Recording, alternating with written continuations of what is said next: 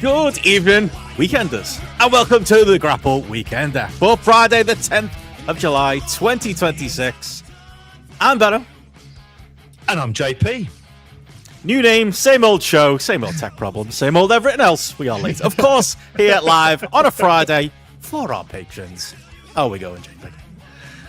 Not so bad on this Weekender, because you got to remember, I always it's looking forward to the Weekender. It's just like I need to drill that into my head on there as well. But it already has a lovely ring to it, the way you said it on there.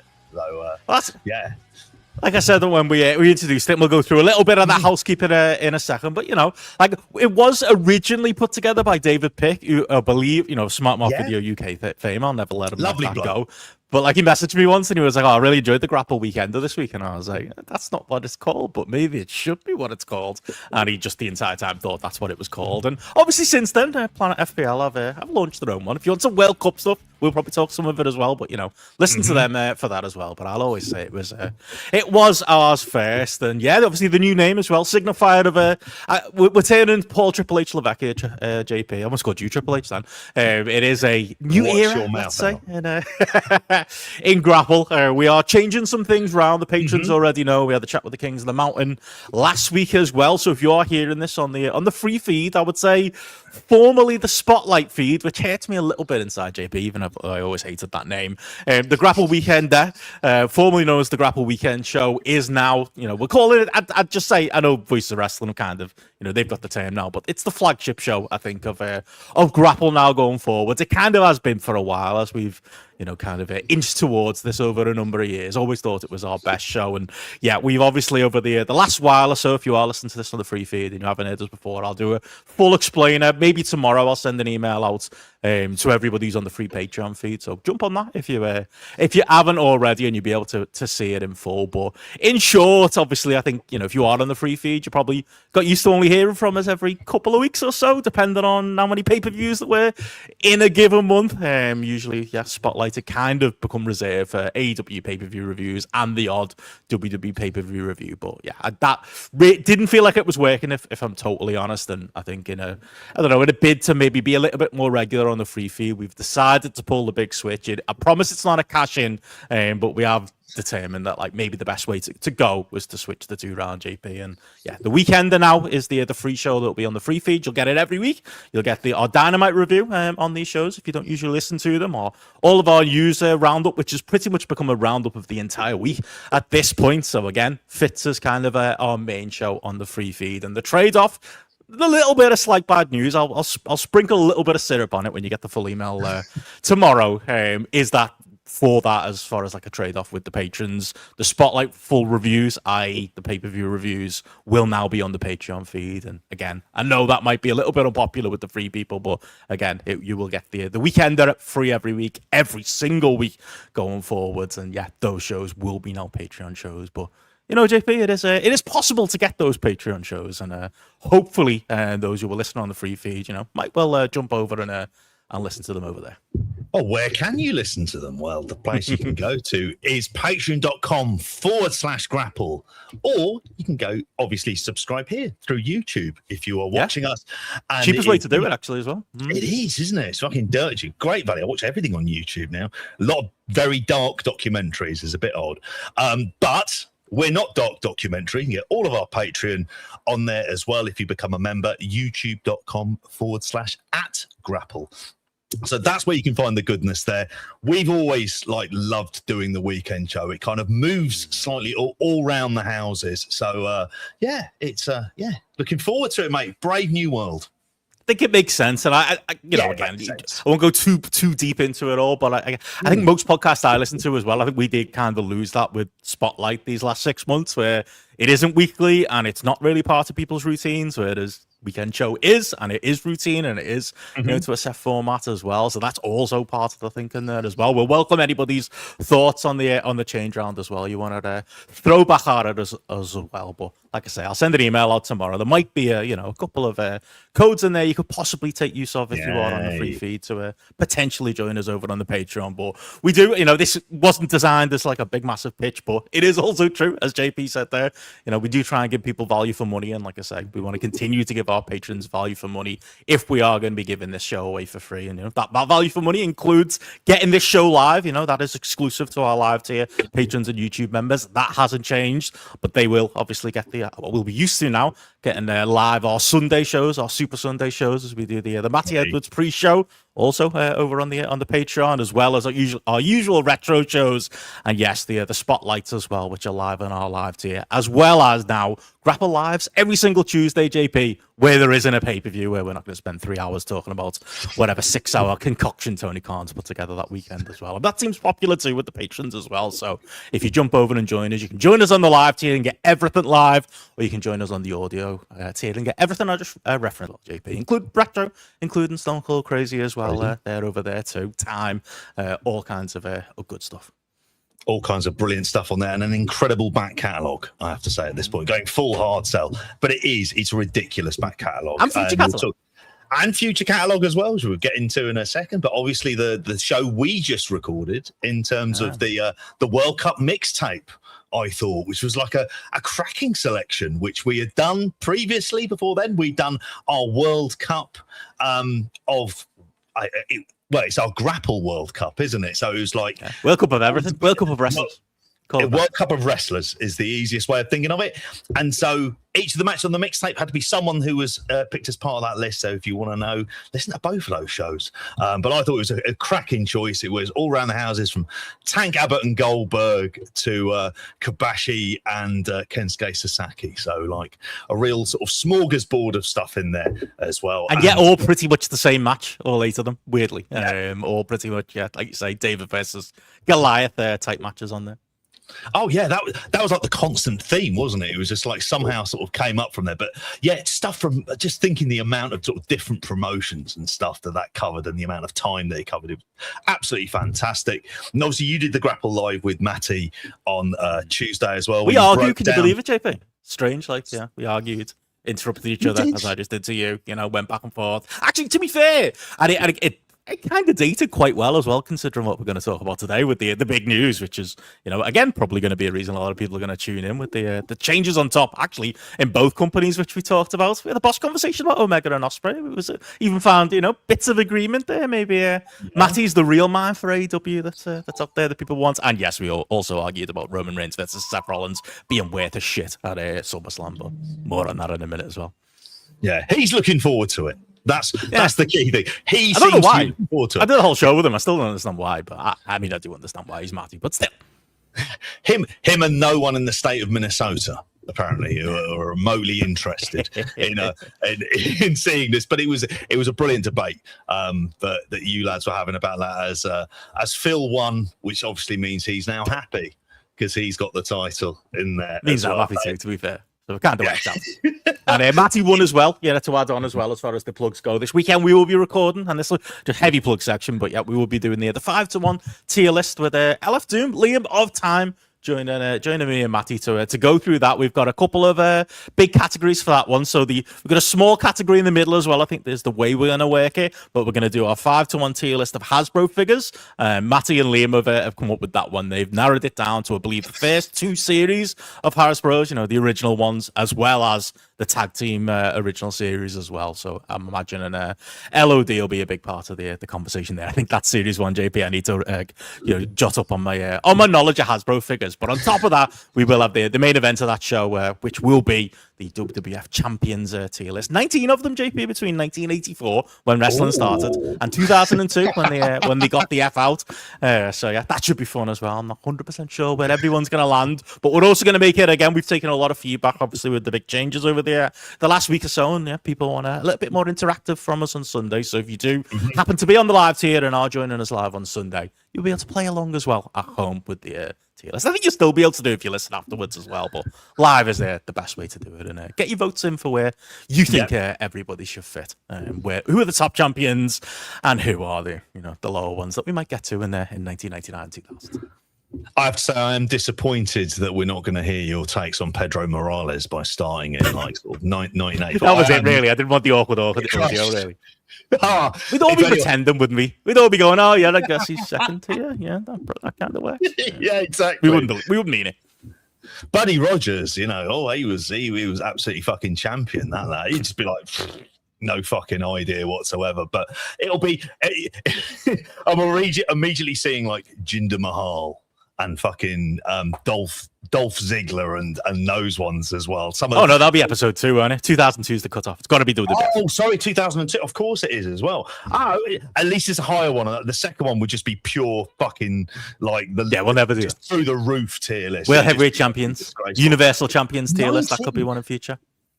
Yeah, I think there's going to be some good arguments. Knowing Matty as well, he'll be fighting the absolutely good fight. So yeah, I'm looking forward to that. That sounds like good fun. There you go, and right in the middle of it as well. We've got Liam on, so I feel like we have to. We're going to do a little off-topic tier list in the middle, which is going to be the shortest 5-1 in history, JP. You'll love this.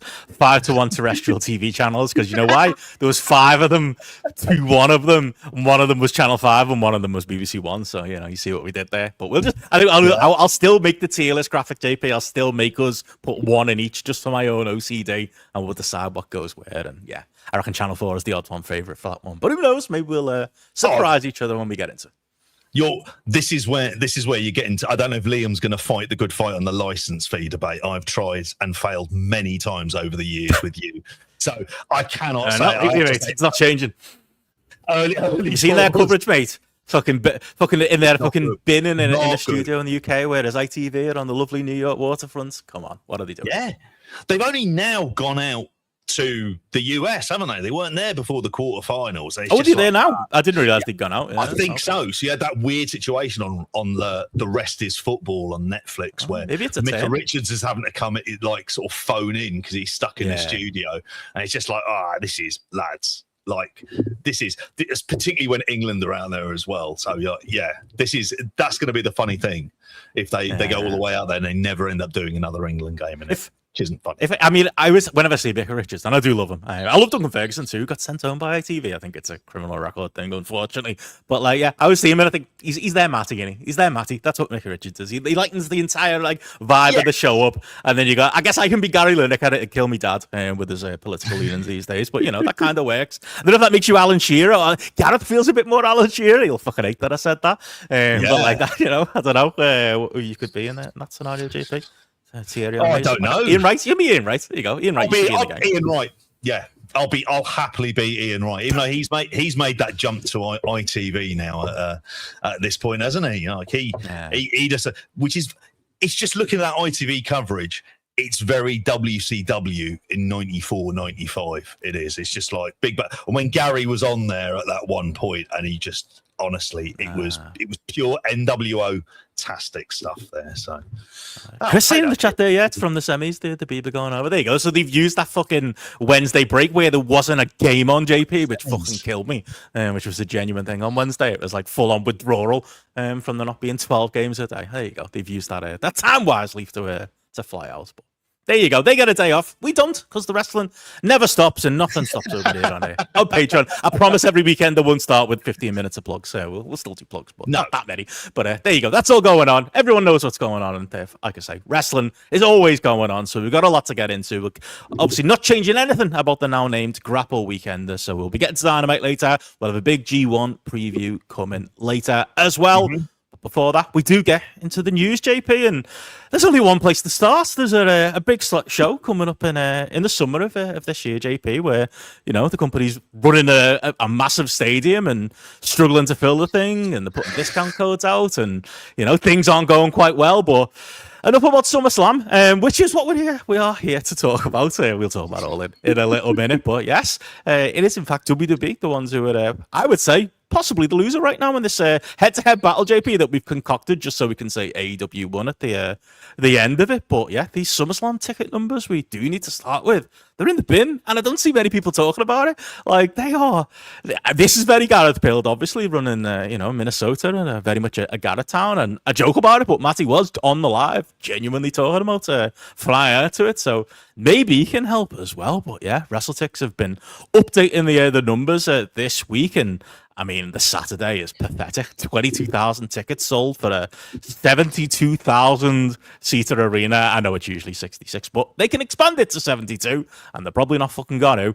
Day 2, the Sunday, 23,809. I would imagine the day that we'll have CM Punk versus Cody Rhodes on it, and obviously Roman Seth maybe on night 1, and then who knows where the Brock over Femi match lands as well. But yeah, these are the latest from WrestleTix, and I think worse than obviously the conversation when it comes to All In, which we are going to get into. It is a weekend show staple and tradition. Like, it's coming a lot quicker too. August the 1st and 2nd is what, 3.5 weeks away at this point, JP, just over 3 weeks away. Like, this is probably not changing. I mean, somebody said it on Discord today. Like, I hope they haven't paid a massive site fee for this one, because I don't think they're getting their money back via tourism, are they, in old Minneapolis? And yeah, I don't know. Who do we blame? Is it CM Punk? Is it Cody Rhodes? Is it Roman Reigns? I'd like to blame him. Is it Brock Lesnar not being a draw for this alleged last match? I don't know, JP, but yeah, under-discussed story, I think. And yeah, these numbers that came out this week from WrestleTix did seem to catch a lot of people by surprise.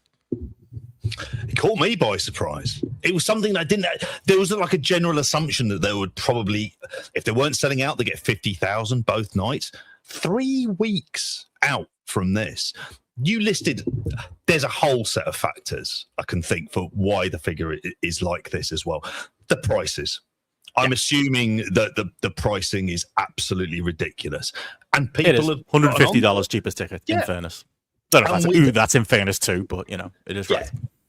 And when there's a war going on that concerns oil in a country that everyone drives in, that does create a cost of living problem that's there that people are going to generally struggle with it. And then there's the factors about the show itself, like kind of bit on the list of a whole series of like very uninspiring big shows, and the numbers for Mania were soft, and generally just the vibes around WWE is just like, nah. It's just like all of those people who would have dabbled with it, particularly into like 2024, into like when they were going on to Netflix. I think they've just gone, this is kind of a bit shit. This is a bit shit. I've seen it. And it's just, I've seen it. And do I need to see this again? And a celebrity will get to do something, but you think of like, what could they have done to draw this? And this is just when you get to complete glass ceiling, like for it. The idea that it should have been Obafemi's crowning moment for this, whether or not you do a different retirement match for Brock Lesnar, which wouldn't surprise me if that stip gets chucked in just to try and sell a few more tickets. But even then, it's all very tired and it's very, very stale. So you've got this like lackluster creative. The idea of like trying to push kind of like really new people and make it kind of like a bit more interesting at the top, that's not there. Combined high prices in a country where like people can't afford to go there. I think you combine all of this stuff and just go, and it's shit. Why would I go? And good on the people of Minnesota for this. And it might fuck up future site fee business. Well, future site fee business. You just be like, are you really bringing that many people where it's worth us fucking paying you for the privilege of coming here? Because they will have paid Minneapolis and they'll be massively disappointed. Yeah. And obviously, I haven't put it in as a proper news story today, but it comes on the back of, Survivor Series apparently was pitched as an international show, and nobody seems to want to pay, the site fees. And I'm sure, even if I imagine London wasn't part of the conversation, but even if it was, we're never paying that, are we? Especially in the current political climate. But I know, and Andy Burnham's a big AEW fan, so I think we'll be all right either way. But like, just shows you, doesn't it? Like that is where we are. And I think they can switch the card around. They can, they've obviously got ahead of it now with, similar to AEW we're going to talk about today, they've, made CM Punk the champion on Raw on Monday. It's going to be very clear, I imagine, as soon as SmackDown, that it's Punk and Cody at SummerSlam, and they're going to hope that will shift some tickets, and I think it will. And, like you say, they can pull the trigger on fully advertising that it's going to be Brock's he's actually retiring this time, JP, not just last time when he pretended to retire. We're just going to do that entire thing again and just take all the shine off over Femi. And then maybe, there are some people out there like young Matthew who are planning on getting a flight over for Roman and Seth, but you're right, it is just an overall product thing, isn't it? It's an overall interest in the product thing. It's an overall appetite to pay the prices, and conversation goes both ways. When they were, I think Will said this in our group chat today, it wasn't quite the Attitude Era, but like compared to now, like now feels like 2002. So So maybe it was the Attitude Era. People were willing to pay those prices. You know, their fan base were willing to pay it. And now, obviously, it's gotten to a point where maybe they're not quite willing to pay it. And I think that's just an overall appetite for the product thing and an overall of everything, you know, from the last year or so. But yeah, unless like, say, Punk Cody is magic, or maybe, like I say, they have had a couple of discount codes. Maybe they haven't gone as far as some, but you know, not exactly 2-for-1s, but you know, the pricing for tickets for both Saturday and Sunday has come down a little bit. Maybe some of that'll have to come down for the visual or just for the moral victory for them. But yeah, does not look good whatsoever right now. No, it looks really, really bad. I know you're having the debate about what goes on the Sunday, and I just think you've got to go with Punk Cody in terms of. You might put it on the Saturday now, because the Saturday is slightly lagging behind. You know, it's not massively behind, but it's a couple of thousand there. You know, it's SummerSlam as well, and how much more does it matter? It doesn't have that kind of like historical kind of precedence for it. They might have to do it, but Roman Seth. I mean, the problem is, and I know Matty said it was it. Did he say that they've only met twice in one-on-one matches? Because I refuse to believe that. If that's the case, and there's a lot of caveats there. Because if you stop at met twice, I mean, that's clearly bullshit. Because like the 3-ways, the tags, the endless segments. But yeah, actual matches. That's the pitch, isn't it? But.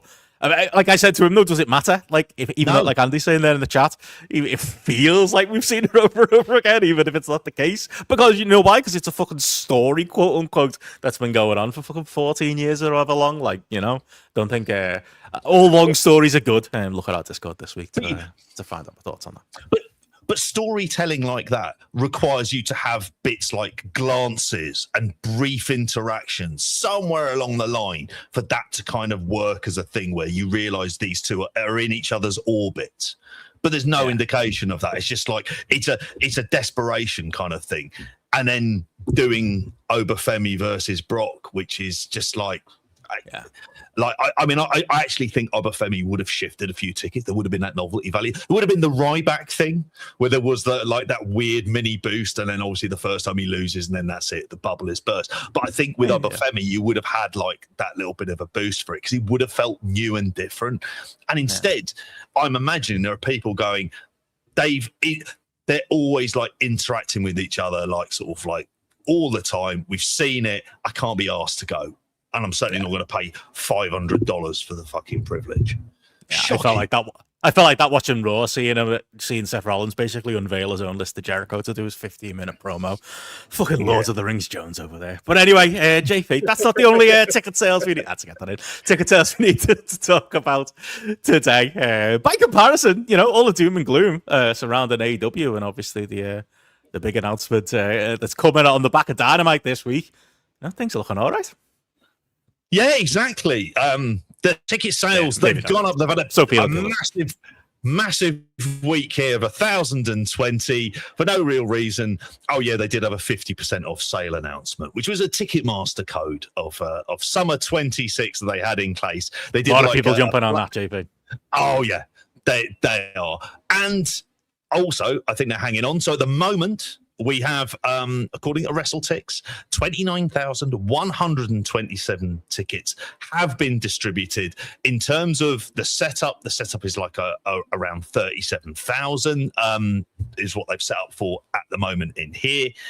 Obviously, it brings up the point in this Wrestling Observer story that in May that 24,983 tickets have been distributed. So, and that was with sort of like 93 days to go at that stage. Yeah. So they've shifted about 4,000. What are we going to find out? Because in terms of matches that are there, we had the official graphic for All In. We had Kenny Omega defending the AEW World Championship against Will Ospreay. And we are going to see, and it's interesting for this, how much of a driver is this going to be? And whether or not that's going to be the case, are there going to be more promotions and various other things regarding tickets? But how much more interest are they going to be able to generate in this match? Now we have a main event in the bag. But yeah, they needed a week like this for ticket sales.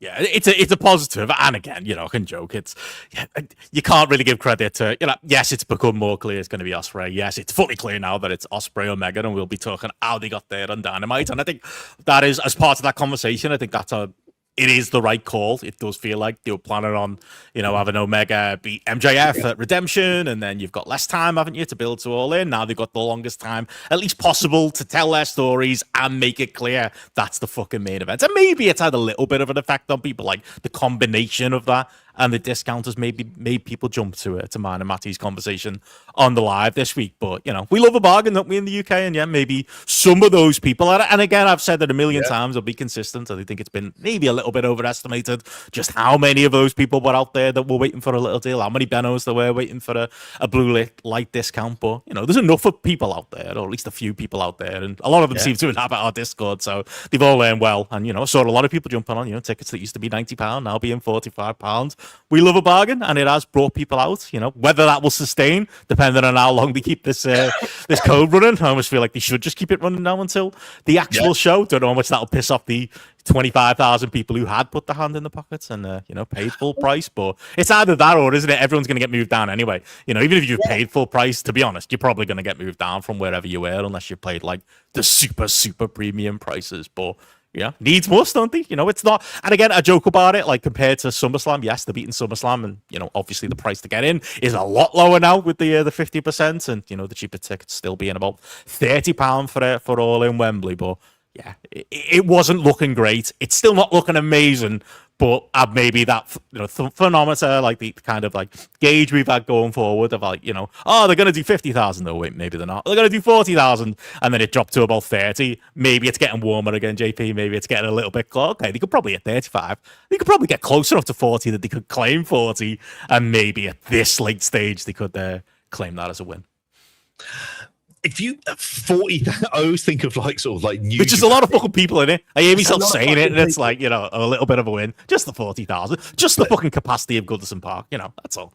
Yeah, but it's just in comparison to how they did 2 years ago. Where I know Matty brought up the point on GRAPPL Live, where he just said like you would have thought that extra year would have really helped. We all thought it. Yeah, I thought it. Yeah, I just think there's the law of diminishing returns going to like just a wrestling fan base. I won't bore you. You know how I feel about this in terms of like cross-media marketing, but I'll leave that alone for this one.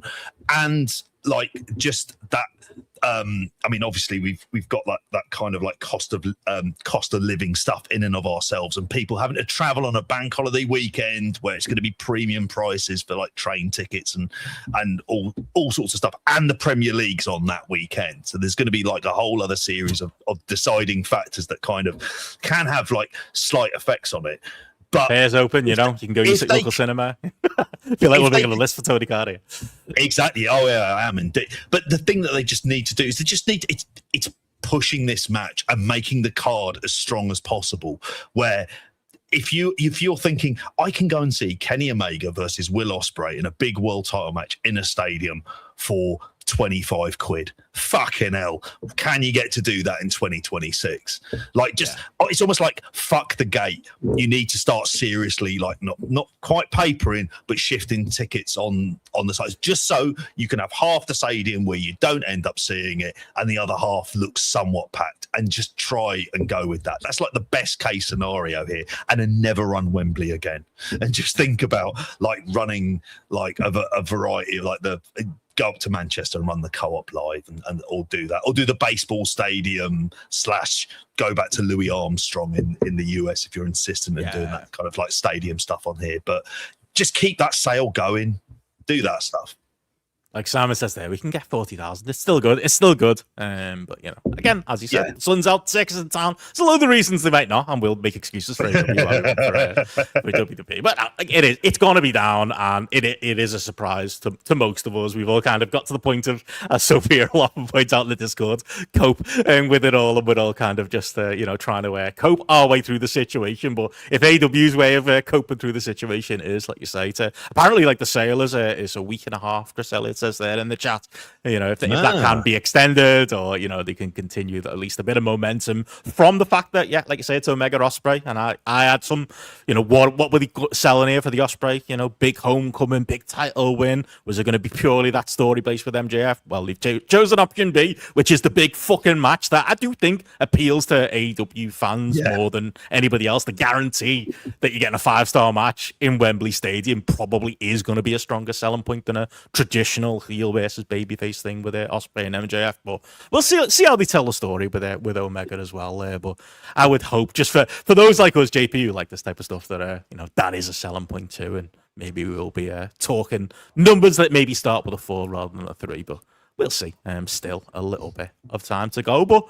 Yeah, moving on from there, JP, got a bit of other news to get into, and obviously we'll be talking Dynamite in a moment with the MJF versus Omega match in full. But yeah, there was a little bit of extra news flying around from a numbers point of view. We always need I didn't mean to put this here, JP, but we'll put the boot in anyway while we're comparing attendances. Raw on Netflix viewership was again down with their post-the Night to Champion show. We don't have the actually the only reason this is here so we can talk a little bit about CM Punk, but we don't have the numbers obviously for the CM Punk return episode, which you imagine will have spiked like Dynamite, especially Dynamite this week, not going against any World Cup stuff on Wednesday. And that was a packed show. Raw, having a main event like that was obviously something they tease throughout the show and usually does good from a ratings point of view. Hopefully they can, I say hopefully, fingers crossed for them or for Matthew, they can break through this 2.3 million barrier that are at the minute, which is what the Raw from the week before did. Long way away from some of the monster numbers we all predicted at the start of the Netflix agreement. But yeah, apparently the USA World Cup match did the fucking monster number on American cable this week, JP, which again, unfortunately for them, was the Monday. So again, CM Punk versus the World Cup, who wins? I don't know, when you're almost at, it's close to 30 million households, isn't it, America? I think the number in Mexico was something daft, like 60 million. So they did have a snowball's chance in hell with the Mexico Netflix subscribers. But they tried the best, so we'll see. And I think that's going to be obviously the case for a little while until this World Cup is over. Or do the Yanks care anymore? Now that America are out, are they actually going to watch any of these games? This is always the big fit. Well, this is the big test, isn't it? In the same way that we will finally get an idea of how much of a draw Kenny Omega and Will Ospreay is, and then we'll have scratched that itch. We'll find out exactly how popular football is in the US. Let's see. I was going to say how popular Haaland was and how big a draw he is, because my Instagram and TikTok feed is anything to go by. Like, he's the biggest he's cracked America this week, JP. He's the biggest star in the world, just by being a bit funny and having a bit of charisma, That's it. And being a bit mad, all the things that make you a good wrestler, actually, when you think about it. Yeah, just having raw milk. That's the kind of stuff. When he was like raw dogging on a plane by just doing that weird thing of watching the fucking just the plane thing as well, which I don't understand. Just sleep in that case, rather than just go to fucking sleep. It's like, I don't know who that impresses, but all of that, we're going to get an idea about how popular it generally is and how much of this is kind of really cracked through without the US. I suspect it has. I get the impression that people have gone like, actually, no, this is going to be actually quite cool, particularly with like say France and whatnot. But yeah, if you're given the choice, although what I would say that was interesting about it was Trump fucked it for them by deciding to find motivating a pretty unmotivated Belgian team generally throughout this World Cup through that and killing the vibes too. It felt like there were good vibes around the American team. It was like, they're all right. They're not a bad bunch of lads, They play quick football. It's, they're not bad to watch. Manager's a bit cringe, but they're all right. And then that fucking orange cunt wades in. But there you go. That's what he's going to do. What was the game of the Knicks that he went to see? The match they lost. That's when he turned up to fucking MSG, didn't it? And all became about him and the big distraction. As soon as that happens, it always ends up fucking up. So, we'll find out. They'll show the true colours. They don't really care about football at this point. I was watching like a streamer who's around here, who's from America, and he got like one of the water bottles that you get from the shop, and it's got Mbappe on it. He's like, oh, who's that? Mbappe? And I was like, oh, man, I'm not even going to suggest it. How you feel sorted. But there you go. That's their attention span. But anyway, that was all there to talk. Obviously, Raw bringing back CM Punk, which is obviously obviously what they're going to be hoping is going to protect against those World Cup numbers. And yeah, apparently Punk's in for the long haul, JP, and apparently the CM Punk change, there are now reports confirming, I think, what I kind of suspected. It wasn't, at least according to them, a last minute change. You know, they looked at Sami Zayn after 6 days and were like, nah, not going past 9, you mate, and took the belt off him. Apparently it was the plan all along, or at least for a while, but at least since, you know, Paul Levesque probably had to drive up to CM Punk's little flat above his little tattoo shop and convince him to come back to work and to work on Fridays. But either way, they got where they wanted to be, and apparently it was all in the plan. And yeah, CM Punk posted on his Instagram an entire slate of WWE shows that he's going to be doing this summer. Basically, all of them, all of the SmackDowns. No Raws on there, but I imagine he'll be on Raw for apparently big moments. House shows on top of it as well, all indicating he's going to be a defending champion. JP, such a thing can exist in the American wrestling place that is the WWE in 2026. Who could that possibly be talking about there? But yeah, any quick thoughts on that? Punk being a WWE champion, and yeah, what it could mean, mate? Maybe they could bring SmackDown back. Maybe they could hit 1.2 million viewers again. I highly fucking doubt it. Even if you let him do his own roster and inexplicably tell, I don't know, I'm trying to think of a name here. Someone who's, I don't know, Otis. No, you're not on my brand. I'm not going to have any part of this whatsoever. Unless he decides to make that kind of like weird decision. I can see the logic in it. It's funny enough in terms of the Sami Zayn stuff there, but it's like, I don't know. There's always that. It just leaves the bad taste in your mouth as much as anything else. The idea of him working loads as well. I'm assuming in those 2 house shows, the one on the Saturday and the Sunday, just tags with Cody for the next 3 weeks. That'll be like the thing. And where's Ricky Starks? Matty was right about that, to be fair. Yeah, that'll be what it is, and they'll try and like see if they can generate some degree of interest in trying to kind of like do that as well. But his body isn't meant for it. Like, that is the other side of this. This is a deeply injury prone man who, when he was, and admittedly it's WWE house show, so he doesn't have to fucking completely stretch himself, but still, this is Phil we're talking about. So it wouldn't surprise me to end up seeing one of his arms completely fucking taped up to hell, particularly with that extra poundage that he's decided to put on air when he's said his prayers and eaten his vitamins. Apparently he's had his hair sorted now, though, at least. I don't know if he's going to shave off that fucking naughty chest hair that he's got going as well. But yeah, he's been in the gym, JP, and there's no reason why when he took a photo of his fridge, he didn't show you the bottom drawer. Because, you know, there could be nothing in that bottom drawer. It's all good. I trust him. Well, Alan Partridge in that episode where they're all diving on and closing the top drawer and looking at him with disgust. That and vitamins. Vitamins and, like I say, Pepsis, and that's all CM Punk as in his fridge. But I'm excited for it, JP. You know, even though I'm maybe giving myself the MIB little memory flash thing to forget some of the stuff in WWE. I haven't enjoyed about Punk, but we'll see where that goes. Where somebody won't be going though, and obviously, yeah, we wondered about this one last week and this week as well. But yeah, got a bit of an update on Jungle Jack Perry, and actually had a break-in news item on it. Not really breaking news, but a little bit of a clarification on it as well. Yes, indeed. They have announced the re-signing of Jack Perry, which we saw in a vignette on Dynamite there as well, that he is staying on with AEW, that he has signed a new deal in there. Obviously, we'd heard the rumours about it coming to an end. There'd been some things about kind of negotiations in there as well. Obviously, he's been with the company since the very start of it in 2019. He's only 29 as well. I was like, Jesus Christ, he's still in his 20s there. But a lot of the noise that it appeared to be of like him winning, him putting down the knife into the contract made me kind of think, is there some sort of like ultra serious kind of like heel turn thing coming up, or tweener character, which we've seen this and it didn't fucking work. As much as you think, well, in your head, you can rationalize how this will work. No, didn't really work last time. But what say you? They've signed up. I bet you're buzzing, mate. Well, my favourite part about this, and this has apparently it was in the Observer, so it's just breaking onto the other side right now, is that after all of the speculation behind it and all that stuff, maybe that dagger was meant for the WWE, because apparently they're putting the word out. They never wanted him in the first place. They were never interested, and apparently didn't see him as a star. But I don't know whether is Triple H still watching his old Rampage tapes, and maybe Jack Perry did not impress him back in the day. But that's an interesting little wrinkle. Yeah, they didn't. They never wanted him in the first place, so this bid more didn't really exist. But maybe that's just what the saying is: scorn lovers at this point, JP. But yeah, it probably was predictable. He was always going to resign, and always, Tony Khan always just fucking loved him, hasn't he? And yeah, it was one of those where it did the rounds for a week or so. They got a nice little video to throw on Dynamite, and it's job done. Back to working tags with Luchasaurus, and yeah, we might see him a few times a year on Collision. I don't see it going any differently for him. He is what he is, isn't he? In AEW, and he's never going to be anything else. If I were him, and this is awful, it wouldn't be the kind of thing that I would want to necessarily see, but he should just do the reality show circuit and try and build up a bit of a name. That might be a thing that works, where all of a sudden, like, it's just like becomes the idea of, oh, Luke Perry's son's wrestling, because that isn't something that they've ever exploited, certainly not in any kind of tawdry way. And obviously I knew that he passed away at that stage, so it seems like kind of crass to do it. But he's got enough name and leeway to say, I'm a professional wrestler, I'm the son of Luke Perry. He could do all of that kind of stuff, and that might help tonight, because he's never going to do it on his work, and he's never going to do it on his charisma.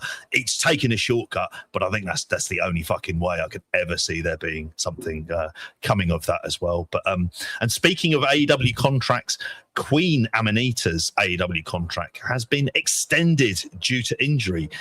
She did a recent vlog, and she said about her expiry date, said she signed with AEW 3 years ago, almost at the end of her contract, which is next February plus injury time. I don't know how long that's going to be. So that's the situation there. She's 33 years old. I can completely see WWE wanting to kind of make plays for her, because I think, and we've been kind of quite high on her at times, she's shown like that kind of real grit and aggression that you need, and her work is like somewhat decent, and she's got a great look. There's a lot of like good reasons why you would want to kind of go with her, but she's there so intermittently. She's never a character you can get involved with. So yeah, I can see her exploring that option, but it depends on how long for the injury time, because she's had a few. I agree with Platt there in the chat, just massively wasted for me. Like, anytime she's on telly, she's great. Like, and the role she's usually on telly doing is losing to whoever they're setting up for, like, the next pay-per-view match, or, the fourth person in a multi-person match. More on a multi-person match we're going to talk about with Dynamite in a moment. But, yeah, like, I've always kind of tried to be consistent. Like, morally, I don't love the contract extended for injury stuff. It's probably in there in the wording, if we ever get to see the wording, based on the court case that's running right now. But, like, yeah, it feels just makey business, doesn't it, really? And, yeah, you would think, hopefully it doesn't affect, like, I'd like it to stay in AEW, but I'd just like it to be pushed in AEW. I'd like it to sign a new proper contract at AEW rather than be held there against the will. But, yeah, it depends on the usage of it. But, maybe she sees that too. I think the thing is, it also creates is she going to want to stay with them if that's the kind of thing that companies do? Because that's what I don't like about it. Yeah, if it was me and I was told, no, actually, you had a leave of absence here, so we're going to add that on to your contract, so you can't leave until that point, you just be like, right, well, I'll just be sitting it out then, because you're not going to really do anything substantial with me, and it will just end, and I'll go, and you'll have dragged it on, and I'll have a bit of, you're ending things on a sour note, aren't you? Yanks in it, though.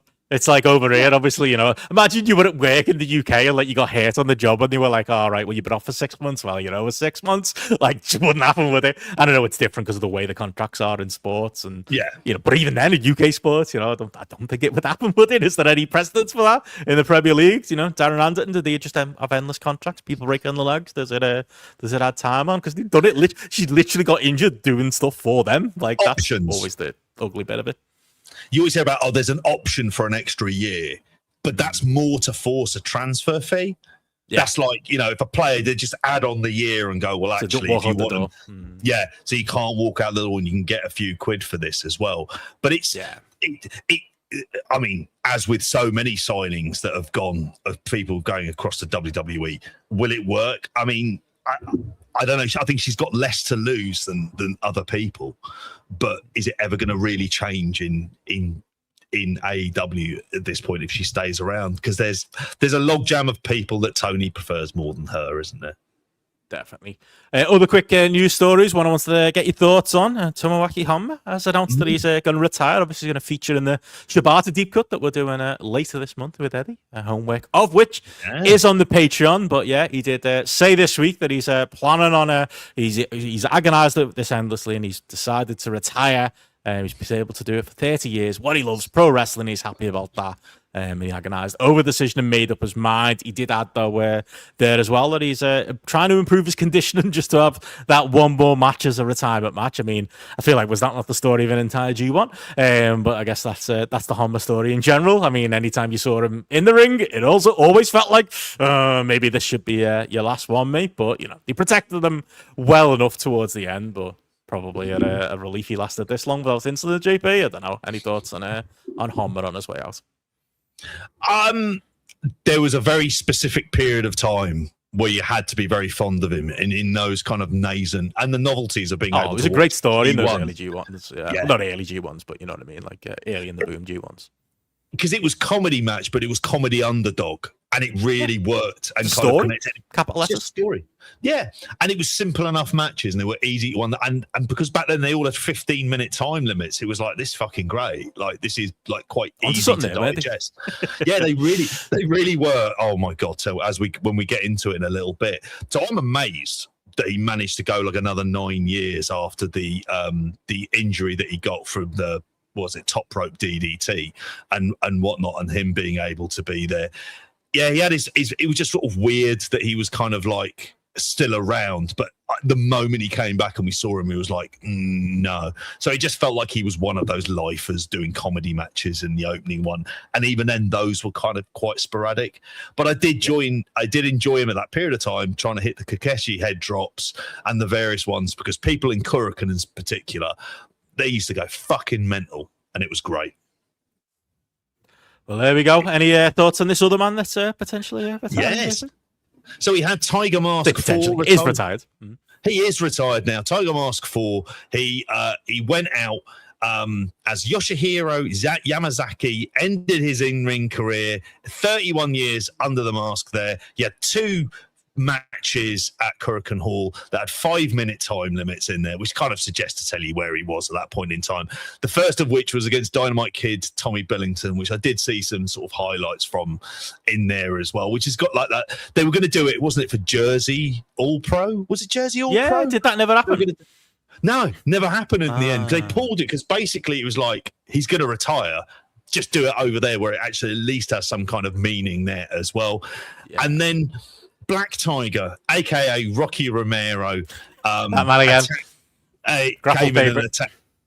Oh god, yeah, they had it in there, and then it was their 5-minute match ended in a draw. Black Tiger wanted 5 more minutes, and then Tiger Mask hit a Tiger suplex for the win, and then they all posed together. So kind of what seems like a very nice retirement ceremony from a wrestler that I have to say, at the times that we saw him, he was someone who existed on the roster. Who was that guy? Was it Captain New Japan back in the day?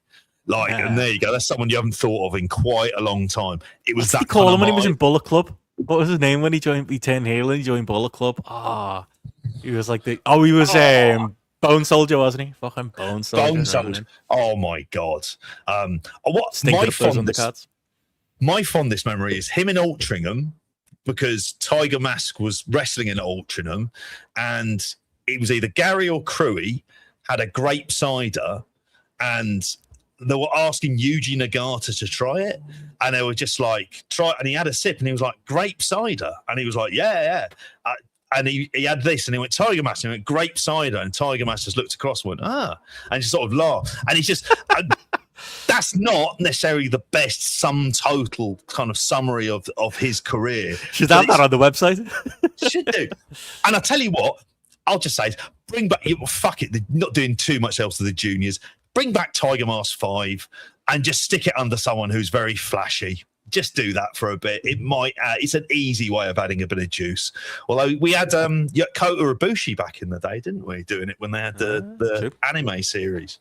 Oh yeah, the anime Tiger Mask. Remember that? That was a weird little period as well, wasn't it? But there we go again. I'm the same. Like, not a lot of like great memories. Just like you say, a guy on the undercard, and obviously saw him in his older age. So maybe that's part of it as well. But I did giggle that they did that match with Rocky Romero. Like, it's not the right Black Tiger, it's not the right Tiger Mask, but it's the rivalry. It's back. But whatever. And also not the right Tiger Mask for Tommy Billington. But in law, it works, and it still gets over in Japan. So can't argue with it. But moving on from there, and again, got a couple of other extra stories. Avery Styles, son of AJ Styles, working GCW coming up at the end of the month. That feels quick. Feels like you got, but this feels a little bit like old man dies, baby is born type of situation. So maybe he could be the reinvigorated Tiger Mask. I don't know, but like, didn't he have his debut match last month? Like, I feel like it's like 2 months in, he's working GCW. He's doing the entire weekender.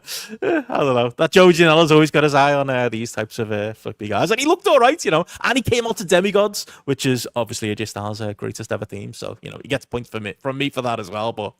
I don't know. We'll see. I guess he's got to earn his stripe shaping. Maybe he'll. I don't know. Honestly feels like one he'll end up in AEW.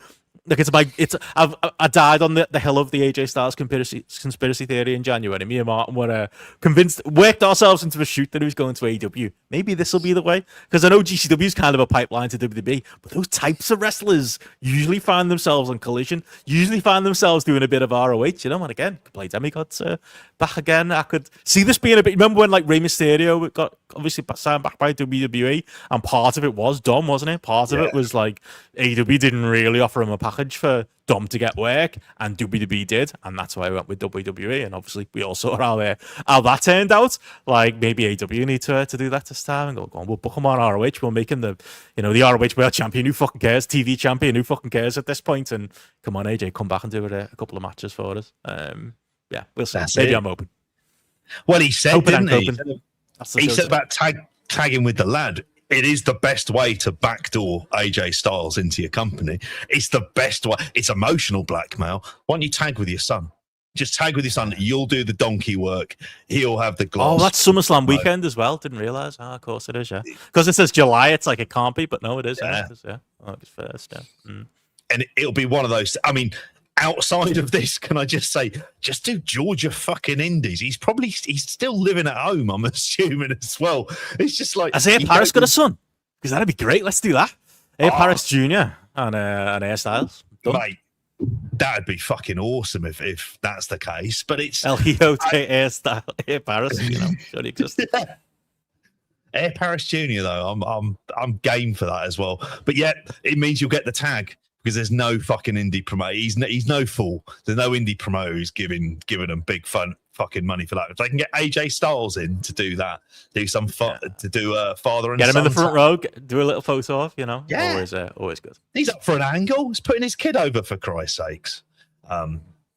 Here we go. And another kind of like nice news. You mentioned about GCW. I've sort of speculated that they might be going to AEW. But someone else has joined my AEW, and this is a no-brainer, this one. Maple Leaf Pro has joined on here. This probably has to be the biggest one that's on there at the moment, and they will be airing weekly episodes of Mayhem for free on the service on here. They have an exclusive TV deal with TSN where it follows Dynamite. That kind of close relationship would have no doubt helped them get the spot in the first place. Going on to my AEW works really well on there. There's loads of people who've come in from AEW and worked there as well as Noah, I might add, and sort of like a few other places. But yeah, that's going to be next Wednesday. It's on. They did the tapings in mid-June. So July 15th is the first episode, and then it's going to be up on my AEW every Thursday starting July 16th. So we'll be probably reviewing, maybe. It might be like Ring of Honor, review the first one. Do we need to do this? The Royal We. I think it is. Yeah, you'll have no fucking part of it at all. I love it. I love the first episode. Organised Canadian TNA. Really, it's just like good Scott D'Amore style TNA style booking on there as well. Yeah, but already announced for Mayhem is Stu Grayson, Giselle Shaw, Johnny TV, Rhino, and Billy Gunn is on there as well. So a little bit of AEW lore. I know exactly. They looked all right. The cards leading up to TV. What about this now? Jesus. Exactly. They've got same commentary team, Mauro Ranallo and Don Callis in there, which is sounds like a threat. It does. It's Canada. It might work better there. I don't know. People might decide that is the case. Did Scott D'Amore just not do it? I enjoyed watching him on the. We're not doing a review today. I've only seen the first episode. I haven't seen the full second episode yet. But the TNA Dark Side of the Ring. Probably catch up on it on Tuesday with you on the live. But yeah, Scott D'Amore is all over that one, looking nice and shiny. It is as well on that. Although it'll be finished next Thursday as well. So the temptation might be to hold off till next week on this as well. And we'll have the complete pack. I've got strong thoughts already. And then we'll get the idea next Thursday about how they feel about TNA. But the other stuff that's on my AEW at the moment, apart from AEW, obviously, and Ring of Honor, Limitless, 1FW, Produce, all those kind of special produce shows, Warrior Wrestling, Pro, and Produce, and Wrestle Pro and Wrestle Pro are on there at the moment. So it is taking over from where Triller TV was already there, and they're in the best place for it. I think this is a good move for Maple Leaf Pro. And also, affecting maybe who WWE are pulling and not pulling from shows, if you believe the conspiracy theories as well. And the not bad promoters on Twitter. You should just put the Produce Blokes tweets on my AEW. That might get more ratings. But anywho. But yeah, moving on from there. Obviously, that coming up. I will watch the first couple episodes, JP, just for you. And we'll talk on a weekend show in the future. But we do have a couple of, and finally, stories to get into. Booker T in the news. This is usually where we shove the quotable stories for those not familiar with the old Weekender or weekend show. But yeah, Booker T has come to bat. JP, stop me, you've heard this before, for WWE because they need it. They need somebody to defend them. Was saying in the media this week that apparently WWE is not the bad guy with Sheamus, and these things happen. It's you don't get a job for life, JP. That doesn't happen anymore. It's not going to happen. You put in the work and stuff, but when somebody gets released or laid off or fired, that happens in any corporation, says Booker Huffman. And any corporation, who's charging ridiculous amounts for tickets and making untold money from their endeavors, of course, reduces the wages of the staff that are currently working and asks them to take pay cuts. That's just a thing a healthy organization does. But yeah, long way away from what we may have had in the past. And yeah, I don't know, a little cheeky way for me to just get your thoughts, JP, on Sheamus. Is it? I guess what Booker T should have really said this. We don't need to cry for him because he's going to end up in AEW, and the bar are going to be on a Dynamite near you coming soon. Death Riders patch and all. Oh yeah, and then curiously seeing he'll shift a few tickets and a few flights from Ireland or something like that, and people coming over like they do for the Premier League, and that'll be the case. But he's definitely ending up in AEW there as well. I just find it funny that Booker T's taking it because, of course, Booker T joined WWE in the first place having taken massively reduced salary, wasn't it? That was the reason none of the big guns came in. DDP definitely did, didn't he? That was up. DDP got all the headlines of Booker T hidden plain sight. Yeah, that's true. Yeah.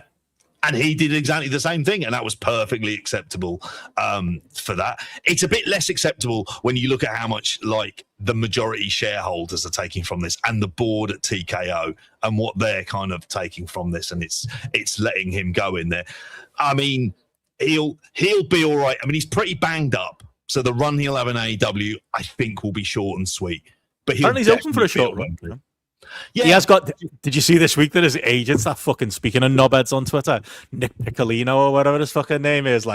Nick the super agent is actually Sheamus's agent. So maybe get another agent, Sheamus, mate, before you go talking to Tony Khan. Saying that, there's probably people who work for AEW who've got him as an agent somehow, inexplicably. You just see the bloke's tweets and go, "Yeah, you can't represent me anymore. You're literally pathologically insane." But Sheamus still employs him.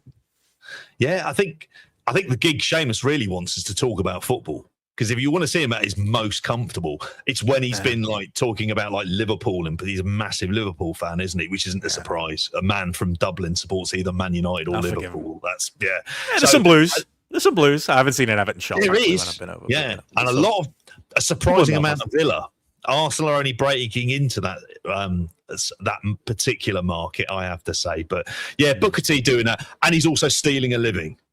Sitting on commentary, talking absolute shit, like he's speaking in tongues or something, and just making noises that sound like Sean Connery looking at Catherine Zeta-Jones in Entrapment. And that just appears to be what he does for a living. So he's stealing it. He just thinks I get paid for this shit. But speaking of people talking shit, John Laurinaitis, his shoot interview with RF Video, that same RF Video, that still is very much around. That has been released in there as well. It was taped on June the 10th, last 2 hours, 48 minutes in there as well. Stuff that they've spoken about that is going to be in there it is about the elephant in the room. That's their big selling point, that they're going to be talking about the case involving Janelle Grant as well. They won't be doing it with any level of respect, obviously, in there. Talking about talent relations, I think a lot of that stuff. God knows, I don't know if they're really even going to talk much All Japan by the sounds of this in there. And so it's all of that stuff and stuff with Vince. It feels incredibly fucking sleazy for something that hasn't actually been finalized, even though the talk about going to mediation is that's going to be the case. The idea he's shooting shoot interviews for Rob fucking Feinstein. Jesus Christ. Like, I could make the joke here, you know, an alleged sex pest doing an interview with, you know, and then insert blank one of the, but I could do either of the names here, couldn't I? Because, like, it's fucking Rob Feinstein and John Laurinaitis in the same room. The room just feels sticky, doesn't it? When you think about it, just something in the air would be dirty. I reckon it'd smell bad too. Just horrible couple of blokes. Oh, it's fucking awful. It really is. How's Feinstein still working in wrestling? Like, how is that a thing? Other people still fall for it. Wrestlers still at shows get photos with him. Like, I get the younger wrestlers don't know who he is, but I feel like some of them have been around the block. They know who that cunt is. And Johnny Ace knows who that cunt is as well. Is he going to be challenged?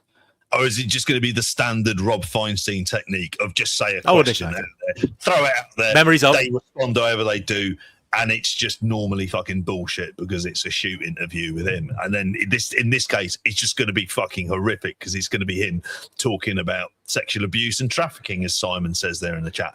That's what he's going to be fucking talking about. It's just going to be fucking. It's going to be fucking awful. I've seen some awful shoot interviews in my time. Like the Major Guns one is a particular low point, but like fucking hellfire. This feels like the lowest fucking ebb for something like this. I can't see any of that making tape. It'll just be all fucking, you know, dudes with attitudes type stuff. And remember when you were the general manager, you know, Mr. Whatever Johnny or whatever his name was, and all of that. Yeah, that is it. But there we go. Couple of, I'd say strange bedfellows, but people who belong together in a certain place. But moving on from there, JP, that is all of the news. And we do have some TV wrestling to talk about. And as is standard here, we do need to start with AEW Dynamite. And we teased it at the top there. Obviously, the big news story coming out of it, of course, is that the Wembley main event is set, but yeah, we can get into the overall show. The fucking incredible. There must be GRAPPL listeners, mate, like listening to us on the mixtape on Sunday, talking about more wrestling needs to be outdoors. More needs to be like Dean Malenko, Rey Mysterio. You know, straight away Dynamite that week. I mean, obviously it had been planned for a while, and obviously, I probably should have worked out that that's what this week Wednesday's Dynamite was. But how fucking great did it look? I want to get into that. Obviously, you know, pay-per-view caliber to an extent, with a couple of exceptions. Card as well. Hopefully it does good in the ratings. But yeah, packed Dynamite, massive main event, and like you say, look good as well on the way. Type of stuff you want. It's fucking great.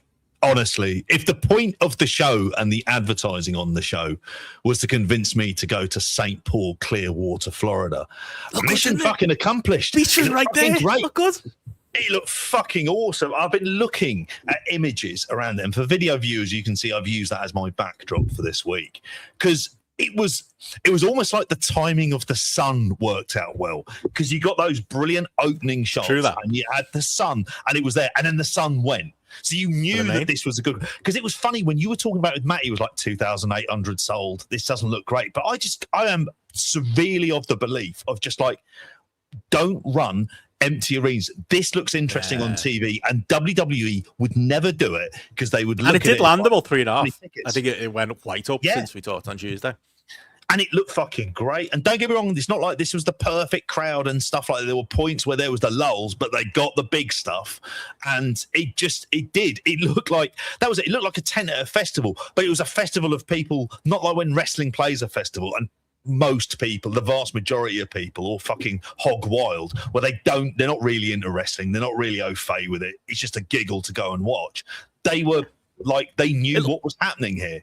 Tremendous. We'll get into the show, honestly, because there's big fucking, and I'm sure people have skipped on the show notes to get to this bit, you know, to get to our big Dynamite thoughts. So promise to come in. But like the place I want to sit JP on this one as well. Did you notice there was like a bar cafe? It might have been even a hotel behind it, and there's just people on lounges up top. I was like, that's what I'd be doing. Like the people who've been smart and waited for all in tickets and not paid. I'd probably get there and go, well, I could pay in, or I could go and have a coffee there and just watch the show from there. Like that's the stuff of dreams. I used to think that growing up. I wanted to live in one of the houses behind Goodison Park, mate, and just peek through the little sides and watch the matches from there. I did end up living around there, but unfortunately, I was going to say, Goodison. That was the only negative, mate. But yeah, that's the fucking life. That hopefully it didn't kick people out before the main event because it looked cracking. It did. I fucking couldn't do as well. It's funny when you mention about it because obviously I stayed at that house once and I was like, Jesus Christ! You would have thought living right next door to Goodison Park would seem more glamorous than this, but like, I had no chance. The opposite. No, Anfield's just as bad though. I will say. And Hill Dickinson area is much nicer now. JP Dockside, nice little. Yeah, that's true. It looks cracking. I was very jealous of Martin and Gareth going to watch the Magic Weekend in the rugby league. They look like a right giggle. But whereas around by Goodison, it's lads without t-shirts, like en masse, like a convention, and kids just playing out 2 a.m. It reminded me of like cricket, where you would see people in balconies behind it. It just had that kind of fun. But that's the thing; it makes it look unique. Whereas I just think arenas look like arenas, and when it hits TV, it's just like if you're having to darken bits off of it, it never looks that great. Whereas here, this just looked Remember tremendous. Arthur Ashe? Looked amazing in all the photos, amazing, and like all of the promotion of the show after it was like, there's some purple lighting, and it looks a bit steep, but like it just wasn't quite what you wanted, was it? And this was exactly it. And when I saw this, it just immediately put me in a good mood for watching this show. It was like it's like I like the venue, I like the vibe of this, and that then is reflected in the show that I then watched afterwards as well. Well, I was just like, this is the kind of AEW that I do love watching, a kind of episode of Dynamite, which I've watched twice now at this point because that's how fucking good it was. I don't even know I had the time to fit it in. I've actually seen the main event twice, so let's start there. Actually, yeah, I did. I was up actually while it was on. Sleep plans been fucked this week, even more than usual. But I did happen to be awake for Dynamite, so that was it was nice as well to watch it live, and also on top of that, watch it again today. But yeah, let's start with that Kenny Omega and MJF, and maybe we'll wait long enough to talk about Goodison Park and such things. We'll go back to the start of the show in a minute, but what did you make of how they got there with Omega and MJF? I'll say first off, I was so delighted with like the match length more than anything. Like when they came out again, especially watching it live, I was like, all right, how long's this fucking overrun? And I love this Dynamite because of the setting and a couple of things on the show. There were things on the show I would definitely take away. I think I'm Team Brian Alvarez on that. But like, you probably could have made it a little bit more truncated, but they didn't necessarily need to because they didn't take the piss with the main event. Like it was exactly what it should be. When I rewatched it today, like half an hour left on like the rundown. I'm sure there were people watching. There's probably Gareth watching it 2 days later going, all right, well, there's bullshit here. There's no way an AEW World title match ends like, they're making their entrances with like 28 minutes to go. The TV broadcast, like how's that possible? But like they crammed it all in, but in a positive way. You got your big entrances, you got your near falls, the story with MJF's knee, or all of that in there. Even the wacky stuff with Kenny off the deck chair or whatever it was on the stage. You got a little bit of that in there. You got a little bit of melodrama with Ospreay coming out. Could have done without Taz. Taz just decided he's a heel again randomly and really loves MJF. Yeah. I don't think I've seen him like really nail it to the extent he did there, but telling that story that they were doing there as well. And MJF, obviously going down on a sword and being pinned clean by Kenny Omega after multiple big moves, it would say, leading up to the One Wing Angel, but we can talk all that as well. But yeah, it was just an excellent main event match for me on TV with no real fat on it either. And like exactly what I wanted, the result that I wanted as well.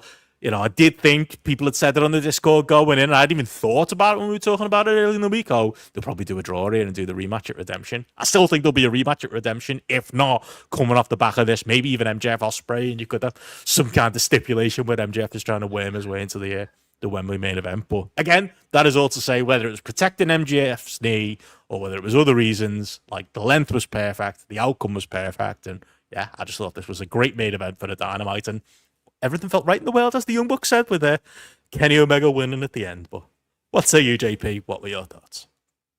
Oh, I fucking loved this. I fucking loved it. It was a breeze. It was a breeze to watch. I mean, there's always that thing, and we say this as well, and it's the like TV main events and pay-per-view main events. And pay-per-view main events, you need to kind of like fucking strap in. Which the problem with AEW is that's on the back of, like, you've seen a hell of a lot of other fucking brilliant wrestling. What really helped for this was the fact that the bits before it felt like a bit of a lull. So when it did hit the kind of great stuff, I think that massively mattered. I think that made like a really big impact on this match and how I kind of felt about it. Like, say, just like well truncated. There's no one who was there, and there's no one watching on TV who thinks, oh, well, I wish that had gone a little bit longer. I did think to myself, oh, immediately they're going to go back and they're going to have the rematch at Redemption. I thought it might even be an hour-long Iron Man match, that he would just say, look, I would out condition it. Can MJF hang on to that? Well, that is, and there is the issue as well. And fair play to him, because it was like they had all their ideas. They managed to cram them in, but also the fact that they didn't play around with a whole lot of time meant that a lot of stupid ideas like weren't necessarily in play. And people, you know, the Ospreay coming out and taking the ring away and stuff like that. That's very much like, that's wrestling TV. I'm fine with that not being on like a pay-per-view main event. But I came into this wanting Kenny Omega to win. And I got Kenny Omega winning, and I got it feeling like classic Kenny Omega as well, which you don't always feel around kind of like AEW. And I thought the promo at the beginning did kind of like quite a neat job of that. Felt like that's true. Big main event as well. It was just like, and he was wearing the New Japan jacket at the start, which kind of foretold me the idea that's going to be the thing. Is it's going to be this kind of version of Kenny that we're gonna be getting. And that we wanted, you know? The bit that I kind of loved the most was when he did the nut shot and he kicked out on one. And I just like, there was a part of me that just wanted to fucking cheer when I was like, get in. Like that was like kind of like really good fun. And that fucking super poison Rana from the top was one of the most, like, Kenny landed right on his fucking head. But I love that being followed up by MJF, you know, immediately with the thing he does on the ropes, you know, the into knees thing, the weird pile driver thing, like all of it, like that was, I bought it. Kenny's great at that, isn't he? Kenny's great at making you think he's really fucking hurty. Yeah, like he's got that Danielson where he likes to just fuck with you, doesn't he, and make you real, like that, you know, because you said that definitely part of the package, like the opening promo to Dynamite, and you know, he's kind of like morose, like, you know, and this might be the last time I ever say this, and you know, to say this is Kenny as I'll ever get, but like you believe it with him, don't you? You believe this is the last run. This is like, and again, I think we were me, you and Gareth were like the only miserable, like maybe you and Gareth were higher than me, actually, maybe I'm just tarring you two with my brush, but like we weren't massively high on his big heel run as an AEW champion. I don't think in totality you were a bit more forgiving than I was, but like what I always wanted was this type of AEW, you know, title run for Kenny Omega. Like you say, even just symbolically wearing the jacket, like the New Japan Kenny Omega just transported to AEW. Probably not going to get long of it, unfortunately, but, you know, Darby Allin's title run wasn't very long. So, you know, I'll take that. Maybe we get a rematch down the line, you know, when he eventually does put Ospreay over in was it 6.5 weeks at this point. But I'll still take it a little bit, just that little bit of what we always should have had. If just, again, like I said before, felt right, you know, at the end of it as well. And yeah, just a great. I loved as well, like on top of it, the only bit you didn't mention there was like the way they brawled it, you know, the brawling into the crowd and showing you what it looks like. You know, and it was like, I know it was dark at that point, which again added to things. It was the point you were making before. I was just thinking of those WrestleManias, even when I didn't love them, when it was those big I always think of the Sting one, those big outdoor WrestleManias, and then it gets dark at night. And that's when you're supposed to do your Undertaker entrance, but they didn't always do that. But, you know, that always like made it feel big time when it got to the big matches. It felt like that, but it was cool, like just to see a little bit more of the place. Like, I love that thought. And again, maybe bells and whistles to protect MJF too. Not a 5-star match, absolutely not. But like as a TV match, a great TV match that like achieved what it needs to do, both in real life and in story as well. And yeah, you know, I was rooting for the good and cheering the baddie. That's what you want. Don't know where that will land when it comes to the, you know, that is we did talk about it on the live, you know, isn't lost on us. Like that is the thing you lose when you gain an Omega Ospreay versus an Ospreay, you know, MJF, which was very clearly the hometown goodie, you know, coming to beat the baddie and get his first belt. But yeah, this is a match that we can all salivate about and we can all look forward to. And yeah, I'm just glad we know now that it is in fact the case. Yeah, that's it. And I don't want to see Kenny defend this title at all until Wembley. If he wins the title and loses it in the first defense, I'm kind of fine. I don't mind that. I don't think it hurts him, because if this is the match he wins it in, And what is the fucking ceiling for Ospreay Omega 3? Like, and when you got motivated Ospreay headlining Wembley, and what you'd imagine is a motivated Kenny Omega in that match as well. Like, it's pretty out there, and that's absolutely fine for this. And like you say, it just feels like, what is the best showcase of Will Ospreay? It's Kenny Omega, rather than Will Ospreay in the story we all know, where he's up against the fucking shithead heel and he defeats him. We've seen that lots of times. This, on the other hand, is just like, you go out and you compare it to the other two matches that they've had, and then you're putting it in quite lofty company in terms of trilogies of like really big matches. And it ties the idea of, what is it? They had the match in Japan, and then they had the where was the second match? It was in Canada, wasn't it? It was Forbidden Door in Toronto, and then you've got it in the UK. So it kind of like works. And then eventually you'll have one in the US, which will be hopefully an Ospreay defense against Kenny Omega, when he's had a couple in there and Kenny Omega fancies that again. It's not like you can't go through to this. It's the outcome we wanted, and it's the outcome that is more likely to shift it. MJF's been in the main event for it as well. He wasn't the ones who was like selling the tickets. And there's loads of other good side stories you can tell with MJF. And also, he's injured. He's got his knees a bit fucked. So why don't you just make it all a bit easier and just like, that could be part of the conversation. Because you know, we stumbled to the conversation on the live, but like, again, it was, you know, there is a case for that. You know, straight up heel MJF versus straight up babyface Ospreay. That's the easy narrative story to tell. And if your selling point is Ospreay winning the big one, it's arguably the best way to do it. Arguably.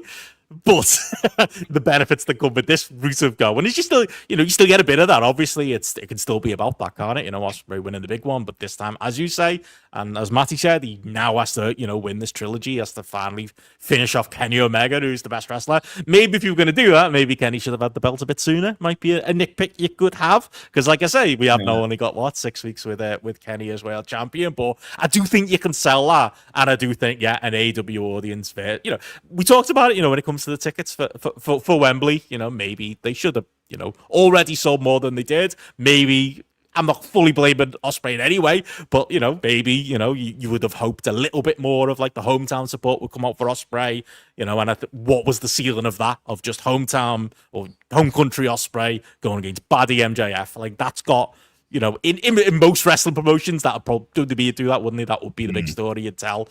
Again, I think you get enough of that here with Omega, and maybe we find out that like a selling point, because it's AEW, is just, well, you're getting this fucking banger 5-star match too on top of it, and they've clearly gone that route. And you know, like I say, we talked the merits and lack thereof on Tuesday on that too. But yeah, I'm happy. I'm excited. That's all that matters, I guess. But yeah, if we're gonna get the big match, it does protect MJF, and yeah. We also got this great main event on the way. I was going to mention as well, just to say as well, like some of obviously MJF's selling wasn't really selling, but you know that I enjoyed it either way. You know, playing dead, and obviously him and Kenny kind of having to double down there, with Kenny selling the eye as well too, and everything just about like, I think the story, the match made so much sense with Kenny, but with MJF being genuinely hurt, it therefore meant that he kind of had to go through the massive bag of tricks. And to that point, like, the silliness didn't bother me. The ref stuff didn't massively bother me, you know, all of it. Like, it all kind of fit together really well. And I don't think we mentioned like the table bump in this one as well. Like, that was fantastic too, you know. Off the V trigger. Stuff, like, yeah. And obviously it's taken the 3 V triggers, I think it was in totality, maybe it was 4, to eventually beat him. They still protected MJF too, to an extent, because he is their money in a lot of ways too. So, no, great stuff, loved it. And yeah, hopefully it shifts to a few more tickets for Wembley, as we said earlier. It's absolutely convinced me. Not that I was ever really on the fence. I thought I was going to go. Now I'm kind of convinced, well, if tickets get down cheap enough, if they're doing those family tickets, I'm very tempted by doing something like that, just for the kind of experience of it, of just going, let's have a look at this, lads, because they might take something from it in terms of production. But it's the knowledge that this match is on at the end, and this will be fucking good. And see the reaction when Ospreay kicks out of the one-winged angel. Like, that would be, because that would be like, that's a making thing, but doing it on that kind of stage is like, not foot on rope, like kick out in the middle of the ring. Like, I think you can almost have him taking 2, actually. Referee taking 25 minutes to get to the ring, like MJF got, you know. proper one, like stuff like that. But yeah, brilliant TV, brilliant TV. Not the 5.5 stars that Dave get it. Mate, did he give it that? Yeah, 5.5 stars. Oh, I loved it, and I wouldn't go near that. But there we go. Great TV, mate. But yeah, chatter candidates to catch up on there. Ewan saying, yeah, Kenny should have defended it. Should defend it a few times. Again, that is a negative that they haven't given the belt early. But a Kyle Fletcher type might work. Obviously, redemption. Obviously, he's gonna have a defense. So maybe you don't go the route of MJF gets a rematch, or maybe you do go MJF Ospreay, and then you give Kenny something else instead. That is a possibility. Chris Elliott saying, yeah, this is the Kenny match we were begging for at the first Wembley show. Absolutely true. And again, it's come at this point, but I will still take it as well. But yeah. There we go. Great stuff. Everyone's excited. That's all you want. Unless open ticket sales follow. But outside of that, we need to talk the rest of Dynamite. I guess we'll go back to the start. Chris Jericho was on there. I was in a good mood, to be fair. Like, obviously, I enjoyed the Kenny promo at the top of Dynamite, and the fact that, like, again, the overall environment looks so good. I was willing to look past the fact that it's fucking Chris Jericho versus Tommaso Ciampa. Took an horrible bump on the steps, I kind of half enjoyed that. That was horrible. The fucking drill stuff was a bit goofy, but whatever. Right man went over, and Ciampa is like he's the guy as far as like going forwards, and Jericho is fucking Jericho. But politics a foot there too. But I did enjoy that. But what did you make of this one, mate? I thought I was expecting it to be worse, but it probably was it was classic Jericho. Go out there first, hot crowd, unique kind of venue and stuff like that. I didn't necessarily mind it, but it's probably more because I've warmed to Tommaso Ciampa in AEW rather than anything that Jericho is necessarily doing. It is the idea that Jericho that Ciampa has come in, and I've not minded him as a mid-card heel. Like, that's the role. And there's the part of me that, I was listening about the Jericho verse and about what's happened to Ricochet since he's had that feud with him. But I'd be almost thinking, that's the interest for me, is how will this affect Tommaso Ciampa in any way? My hope is just Tommaso Ciampa just moves on and he just gets involved in title feuds for the TNT title and everything else. And he's just like this kind of, but I think his work, and thinking back to the Fletcher match, has been like really, really strong. But yeah, the power drill stuff, absolutely fucking stupid. But it was fun for what it was. I didn't mind it. And like you said, the right fella won. And that's probably why I think it's fun. Whereas Jericho wins, I don't really care. I'm just hoping that he loses some big matches and then maybe they go, well, we'll get to a retirement match soon enough. That'd be good fun. That's why I hesitate to say it as well, though, because I feel like with Jericho, it's almost like the old work is the new work now, and he gets to be like, see, I'm putting all the young guys over. I deserve to be on TV. Like, he's almost trying to babyface himself that way. I see his fucking game. But yeah, it wasn't on the pay-per-view. I'll take that as a win. We had the Brawling Birds on the show, obviously. That's carrying on. I fucking hate those cinematic video ones. It's like, who's shooting the camera? Who paid these extras? Are the extras getting paid to be beat up? Are they real people? Is it a real bar? Maybe I think about these things too much, but Rolling Bird's back. So there you go. It also isn't a British enough bar. It just appears to be one where there's just American British bar one. I mean, I prefer to see it more like a Spoons, if I'm brutally honest, and just have some depressed old fellas that are having a beer at 10 to 9 in the morning while some fellas having a breakfast. Sounds boss. That'd be all right. I quite often, I will have to say, there's an occasion I'll turn up and I'll have an all-day brunch and a cherry Coke for fucking £6.30. Yeah, all-day brunch, you get the chips then, don't you? You get the chips then as well for that. And it's just like, that works out quite nicely. I'm all right with this. But they made stained glass for this. It was just, I want to waste of fucking money, that is. Although I have to assume it's going to be them versus Divine Dominion All In as well. That was one of the thoughts I had. Or do you have one of them going for a singles title? I don't know. It seems much more set up if they just go for the tag titles and then they win that there against Divine Dominion. But that's maybe it would rely on the women's tag division meeting or anything to all Tony, but we'll see. Yeah, true. I will say though, yeah, I do miss a good maybe not a Weatherspoons one, but a proper British. That and roast dinners. I've followed on Facebook now, like rate my roast dinner. Like again, I've turned into my dad, but it's the one thing that nothing makes me homesick. JP, maybe I'll feel homesick watching All In from out here. Outside of that, nothing does. But yeah, that makes me feel a little bit like need a proper roast. Need to get back. Wouldn't get one of those at Spoons, and not even a bad one anymore. Actually, not getting one of those in Vietnam, mate. Are you? You'd be a mate. Like, what the? I'd love to see a Vietnamese interpretation of a roast dinner. Maybe it'd be spicy. That would be good. Maybe on the joke. It'd be wild. There'd be some mad stuff. I don't know what they'd make a black pudding. You'd have obviously you'd be much more of an expert. Might worry about what's in it. But yeah, could it be worse than what's really in it? You know, whose blood? Anyway, what blood is this? Moving on. Less of those stereotypes. But anyway, moving on. Ospreay, we had the Ospreay interview at that point on the show, and yeah, obviously that was the MJF Ospreay melodrama moment as well. And again, maybe an indication that we are building to a match with those two still, despite obviously All In. And to be fair, I did mention it before, they did do a good job, especially the way MJF was talking. It did feel like, it was obviously a red herring, but they made you believe that could actually be the Wembley match. But maybe we'll get it either way. Kyle Fletcher Takeshita was the next thing on the show. I enjoyed the show. I feel like I'm just going to keep moaning here. I enjoyed the show overall. This was on the low end for me. Maybe I'm hoping you disagree, and I'm hoping the chat disagrees, but maybe I just expected too much out of it. I thought it was pretty good. Thought there was a bit of drama down the stretch. Post-match was interesting. We'll get into that with all the multiple belts and such, and the cute little fucking water break spot in the match kind of maybe took me out of it a little bit as well, and just broad. It was almost like it dawned on me during the match. Yeah, they're getting the belt off Takeshita so we can go and lose in the G1, aren't they? Because Tony doesn't like his wins and losses outside of AEW, as most indies seem to find. That's where it's going. And maybe that made my heart sink a little bit. But in the way that, I think Kenny MJF was an awesome TV version of a Kenny MJF match, I think this was a TV version of Fletcher Takeshita. But I think that made it lesser than. I don't know. What say you? I don't know if I've necessarily seen people be negative on it, but just didn't grab me in the way I thought it would going in, considering how much I like both of them. I think that is the big issue with this match, because I have to say I enjoyed it. I've heard criticism of it, and I get it. 4 3/4 from Dave. All right, fair enough. You're on Team Dave. I'm Team Brian. That's no, I'm not. I'm not fucking that high. Don't but it is. I thought it was a good TV match, but it existed more as a plot device, which was put the belt on Kyle Fletcher.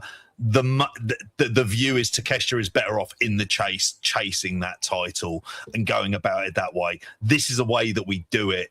And at the same time, because I thought Fletcher was always going to win this. It just seemed like it was the much more likelier kind of play. It gives him a belt, and he's moved past TNT level, and shows you how far the TNT title has fallen. It is below the international title, even though I don't even know really what the international title is. If you ask me to break down the lineage and the history of it, I get very confused very fucking quick. Do the national title? The only thing going for you on that one is that Ricochet was the first champion, because it was quite recent. Outside of that, Davis has got it. What? I was just like, what? Okay, fair enough. Yeah, Jack Perry he won it in that golf course. And it was a great match. In fact, it was a mad match. But when they were playing at that golf arena, and yet another, I thought, quite cool venue for that they did. That was all timer. That was tremendous. Now it also seems to be the AEW belt that gets defended on the indies. If you need an AEW champion who's willing to do a few indie shots, you stick it on one of those lads there. But I didn't necessarily mind this, but I just thought this was the first step, and we are going to get the big fucking pay-per-view extraordinary stuff. Maybe for Redemption, it might end up being kind of showcases, like the big match of the night, and they could they get away with hot potatoing it potentially, but then maybe just do it just run it back again. There's better in them. It's just that the ceiling's so high for what they can do that anything kind of lesser than is going to feel lesser than, even if it just serves a focus for TV. Maybe the length, maybe I felt like it worked. Yeah. They worked it quite slow for a shorter match than you would think. Again, like the main event, you would feel like, I'm not wishing for it, but you'd feel it was going 45 minutes with the pace, and it did get going eventually. And I did. To be fair, I mostly enjoyed the finish. Obviously, with Takeshita kicking out of the normal brainbuster and Kyle having to fucking kill him with the turnbuckle brainbuster to get him. I thought that was, again, the way of somewhat protecting Takeshita, but giving Kyle a big win, which I'm on board with. I like Kyle getting these big scalps, even though he's a heel. I think that worked for me. It was just a little bit less than I hoped, but. Yeah, sorry, we've started the whole chat in the chat there. Andy saying that he was spoon to 8 a.m. on a Sunday, packed with all guys supping the pints. A lot of hate for the Brawling Birds in the chat there as well. Two wrestlers who are very likable, as Sam says. How can we make them more likable? A pro-British gimmick. Says you. You're asking Americans to write like about British pubs, and there's not a Brit who's actually saying this is exactly what it's like there. And this kind of like fighting stuff, it feels like a Simpsons sketch about football hooligans. That's what I say about the Brawling Birds. It feels like that kind of interpretation of it, and it's just like, yeah, don't quite get it. It's like a comedy version of it. If I was rating this, I'd probably go 3.75, which doesn't mean it's a bad match. And they will do better when it's on pay-per-view, and there will be better matches in them. It was fine for what it was, and I probably think it's better because the main event delivered in a way that I wanted it to. That it's like the overall show leaves like a kind of like decent effect. So I'm not as down on it as some people. As Simon says there, yeah, MJF worked better in TV matches. Maybe that's what I'm enjoying about the main event, that it took away some of his worst instincts. Whereas this, I think I wanted them to indulge in their worst instincts, and maybe that says more about me than anyone else. But yeah, to catch that off to G1 land, and we'll talk about that in a bit. And yet the post-match, obviously, was a bit weird with all the belt stuff and Andrade coming out, got to say line Bart, and yeah, they got chased to the back, and then Darby had booby traps because he's Kevin McAllister now and it's Home Alone, and booby blew up with a skateboard. the one bit I liked in all of this was that, like, you had Don Callis standing up. One actually, that all of the Don Callis nonsense is in one segment. Like, let's just keep doing that. It's hard to do when you've got fucking 75 of them, which might be part of the problem, but yeah, let's keep doing that. But, like, you know, listing off all, like I say, these belts they've got, and like, it was a bit great reminder of like the mid-card belts that AEW have got. But I like that Kevin Knight got to stand out, and it was weird, but he got his whole entrance like in the middle of it, and I like that, just separation. I think you need to do that with Kevin Knight, and he should be separate from everyone else. But then, unfortunately, with the rest of the goons, he fell for the whole thing as well and ran to the back. I feel like that should be Lance Archer work. I feel like for giving things away in the Don Callis family, I feel like that's what he should be doing. Rocky Romero. Anywho. Yeah, Rocky and Trent, like they should be playing the fucking wet bandits, the sticky bandits, shouldn't they? Getting I'll go wet bandits, getting thrown around by Darby and his exploding and fucking Andrade with his little pad to explode the skateboard. I don't know what that was supposed to be. It's bizarre. It was, what is it speculated? There's going to be some sort of exploding match that's going to involve all of these. Like, it's whether or not it's going to happen at Redemption or All In. Is this a good way to build to that? Shouldn't that be serious? Shouldn't allow me to be. And then as Chris Elliott said, you got Andrade dressed as fucking Del Boy as well, like, to add to it. Was he not boiling in that?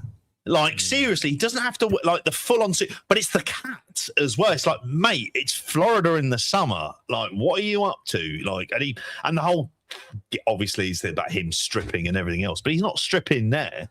But you're right, coming out as Del Boy just without a sheepskin coat in there. Again, I giggled at the how you know when it was him holding the remote control that blew it up. I laughed at this stuff. It's more that there's individual matchups between other people and the Don Callis family. You think that's kind of like Andrade chasing a belt. Like Andrade versus Okada is immediately interesting. Andrade, Kyle Fletcher is interesting. I know they're setting up Andrade for Mark Davis, but it's like, don't give him the national title. No one gives a shit about that. You can leave that on Mark Davis for months. Like, it helps him. How do you know, Plonker? That's a hell of a... There you go. There's a title. I think that works very, very... How you know, Plonker. The way he was very keen on saying Ben Hados during this. It was very weird. The Mick Foley stuff I didn't get, because it just became kind of shouty talk segment against, like, Don Callis. There you go. Mick Foley plays the role of Uncle Albert. Sorted. Done. Just need a Rodney. If he's willing to die, if he's willing, yeah. Who plays Rodney? Darby Allin. Yeah, there you go. Kind of. He does. And who's Cassandra then in that case? We get into the conglomeration as like Mickey Pierce and Trigger and what's his name? Oh, there's a few other ones in there. I'm just starting to think of Mickey Pierce. He needs someone in a pork pie hat in there as well. But yeah, if they go down that route, now I'm completely talked myself into it now. Turn the conglomeration into. only heels and horses, but that would only work if it was the Don Callis family. So that wouldn't that's a terrible name. Put them in a sitcom, Perhaps you know, and then there you go. Don't have to watch them on Dynamite every week. But, you know, there's enough wrestlers in there. I like that. I wouldn't say that, but there is. There you go. Maybe on X-Men, the Workhorsemen, I could say them fitting. They could be there, the lads around the pub. But yeah, they got beat by Ospreay and Moxley. It was too long, and the big faces sold too much, but it was a way to get Ospreay and Moxley on a big Dynamite card, and I think that's okay, especially with the. I've got some issues with the story to tell, and I almost feel like they need to get it over with now.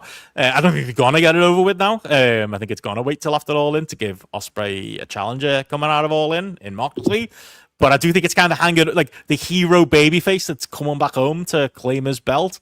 Like, is it also in a heel stable? And also has these. He hasn't got the shades of grey, but the guy he's hanging around with has got these shades of grey. I just think it muddies things a little bit. It's not the optimum presentation that we should be going for Ospreay for the next 6 weeks. But yeah, I think the closer we get, I mean, we could pay it off at Redemption. I think that would be a good move, and then come back to it after All In. But it feels like, yeah, it's here to stay. But yeah, the other tag match they won. I like the Workhorsemen too. I'd like to see them more on TV. Just maybe not in this role, and maybe not getting as much as they got against these lads, considering how they are generally booked, which is wrong, but is the case. Oh, it's Ring of Honor tag champions. I wouldn't have an issue with that in the slightest, doing that kind of shit in there as well. Build them up to the point where they can face these two and get a lot in. Yeah, I'd be happy with that, you know.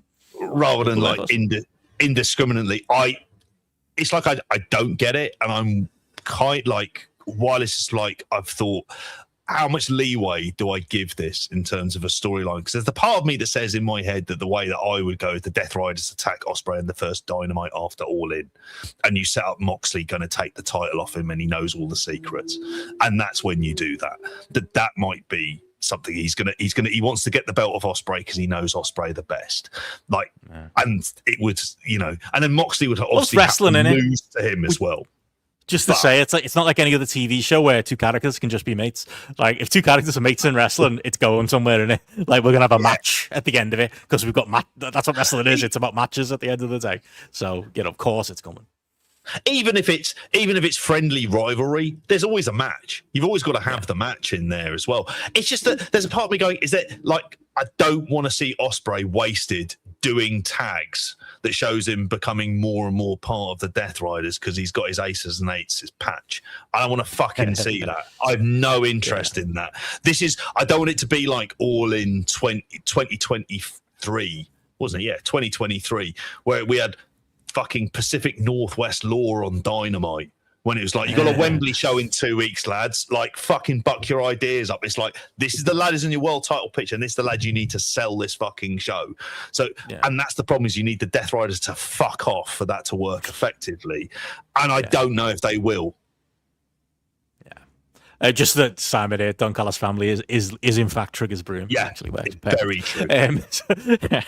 But yeah, not about the match, it's about the story. I agree with that. And Ospreay is pretty much like in the Danielson role. If it go, I just hope they don't do that. Obviously, there's the story of the Forbidden Door ending in the UK, and that's when Ospreay was taken out, and we go full circle. Like I assume that's going to play into it too. Actually, I'm not. It's funny because I think the story, although I've largely not been into it, it played so well into the Swerve match. And it was part of the reason I went so high on that. I loved it so much. Like the story of Ospreay getting meaner and Moxley in his corner. Even the melodrama got me. Like, in isolation, loved all that.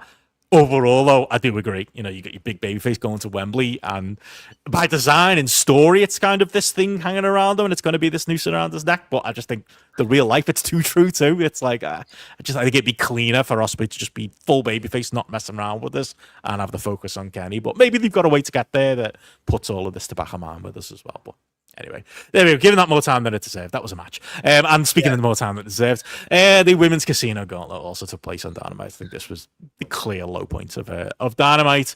We did have the big return of Willow Nightingale, so that was nice. And then between it, we just got silence and corky action and a match and gimmick that, you know, we always say it should be protected and hasn't been protected whatsoever. And it's just thrown out on Dynamite when they need the number one contender for the pay-per-view. And 2 weeks in a row, you know, multi-person women's matches kind of die on their ass on Dynamite. And Divine Dominion and Mercedes, kind of into that. And obviously the Willow thing, kind of into that. But yeah, as a match, this wasn't a great part of Dynamite, unfortunately. Luckily, we had great stuff to come. A dreadful match, but with the best booking decision. As in, Willow adds in at least the intrigue for redemption that if she beats Tekla, there's a ready-made story with Mercedes. And Mercedes isn't like, that heel-face dynamic, even though I kind of like almost defended the idea of two heels just going at it, if they work in a particular way, like beat the shit out of each other, then people can kind of get onto it, and then there'll be the mutual respect stuff and the crowd might get into it. Willow is the into it. I was never convinced because I just thought the injury was maybe a little bit worse than what it is. But I think here, and it even felt like she was back a bit early in there. There was still like clearly like a little bit of rust around it. But in a match like this that was as rusty as fuck, it was like proper rust of like a bike been left out in the rain for 15 years. Like, I have to say that Julia Hart has regressed massively. There was a point in time we were really keen on her. I know, like some of those shots she was doing with the trash can, I was like, Jesus Christ, this is really bad. Maya World seemed very cult, taken out of that environment, taken away from Mercedes Moné. I mean, people were kidding themselves. She should have beat Mercedes. Remember that a week ago? I mean, maybe it'd be better, but like, I'm not sure she could have handled it. Like, I don't know, based off off this. And yeah, I mean, a lot, to be fair, it's the book on it. Like, I do think she had that moment, she had that match, she looked great. Like, they needed to capitalize on it. She wasn't on Dynamite last week, and then when she was on Dynamite this week, it was in this. I would probably rethink that. At least give it a fighting chance. Exactly. I said it to you at the time, that in a tag with Hyan, but actually with a bit more focus on them, might be a way of kind of at least giving them reps without there being like this degree of pressure there as well. But it was like, it don't get me wrong, there was a lot that was like clunky about this match, with the exception of Tekla's commentary, which at least there was kind of enough kink based to it that I thought, well, that's an interesting marketing ploy, but you are simultaneously quite terrifying. I fear for Clark Connors behind closed doors, because God knows what that lad is having fucking done to him, because she's even like a tenth of this character. I like, honestly, it'd be fucking dark. It'd be like properly like you just hear screams. It'd just be a sexual version of the Heart Dungeon, where you just hear the screams from that lad that's been recorded. Like, it'd just be that type of stuff. But anyway, I've digressed talking about this stuff on there. She was kind of great on commentary, I have to say. And she's enough where you think, actually, there is the potential of a three-way that they could end up running at Wembley, because I think she's that strong that you could kind of get away with it. And if she wasn't in that match, like, and she loses it to Willow, like, what the fuck, like, do you do with her? Because you have to have her on the show. Like, she's earned that right. She's done like such a good job, and they've got such good value out of her. You want to see them do something substantial with her, and she needs to be just in and around, like, because she's cemented herself, I think, so much as like such a big character. Well, there you go. She always should be in the mix, and she is always a highlight, especially on that commentary. And yeah, agree with the chat there on that as well, like the character development from her. As Elliot says there as well, the way it kind of peeked through it was very good.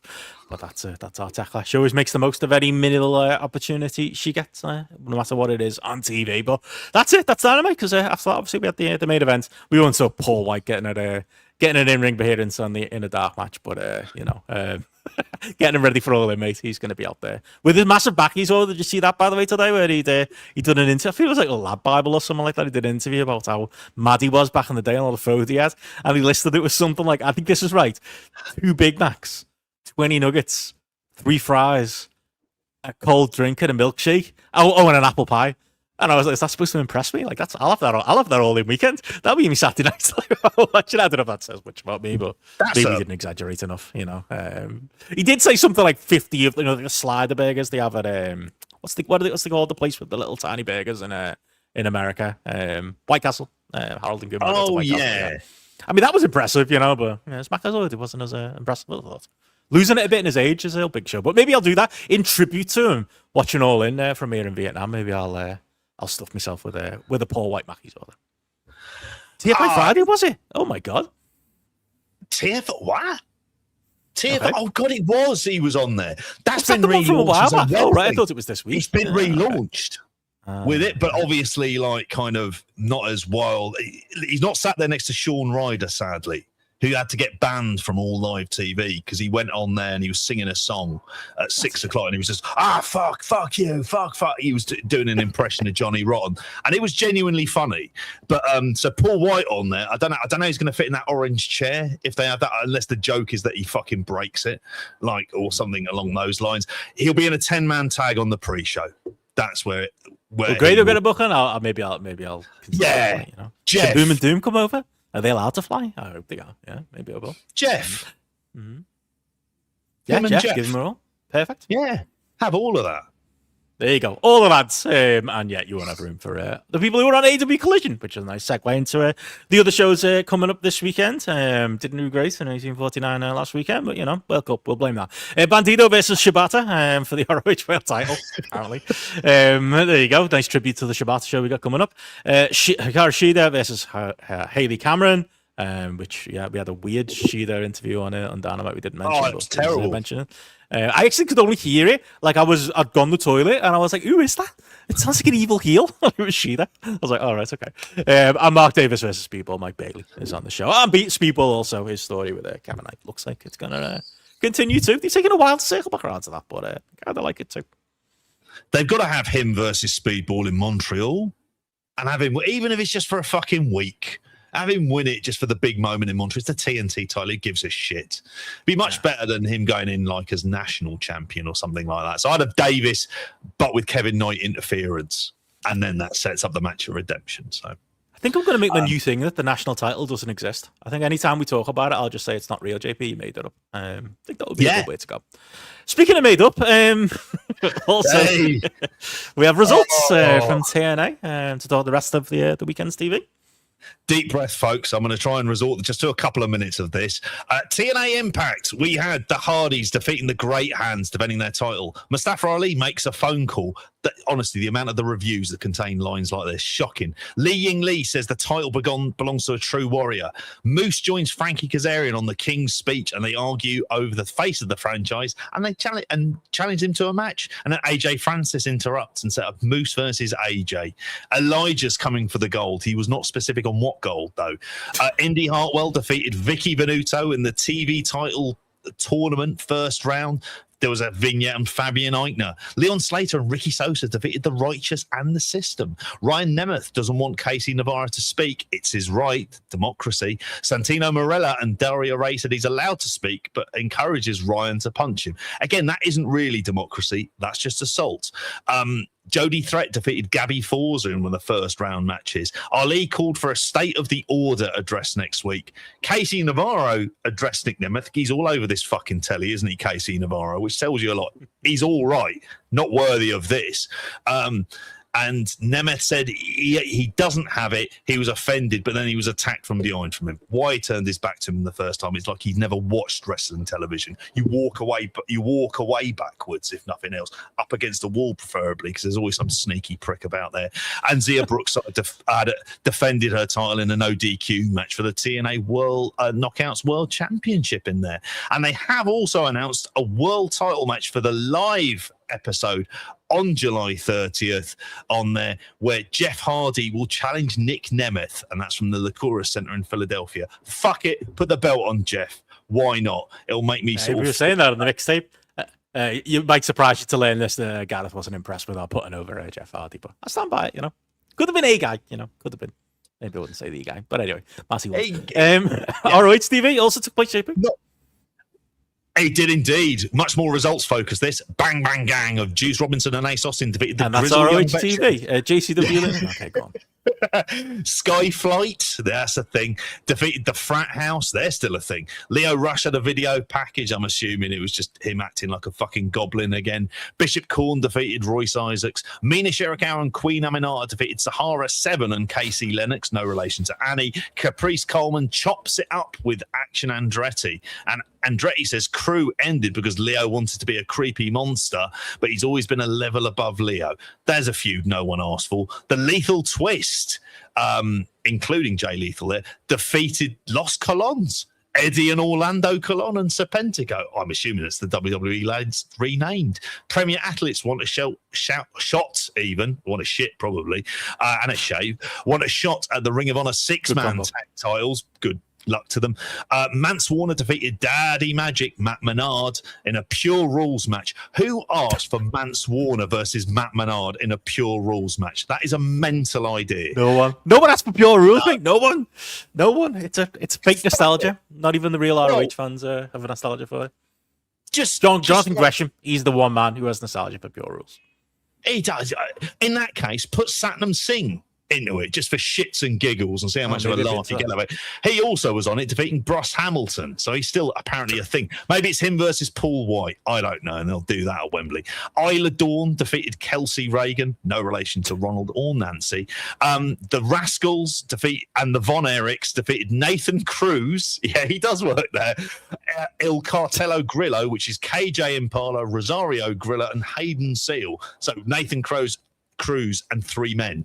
Apparently, Tahuti Miles defeated. Sorry, go on. But more than that, the fucking Von Erichs and Nathan Cruz, just a sentence. I never thought I'd experience, but there we go. That's the wonderful world of ROH. If Ring of Honor's like this, they might well tempt me in somewhat if it's just going to be batshit crazy. Tahuti Miles defeated LSG. Remember seeing him in Germany?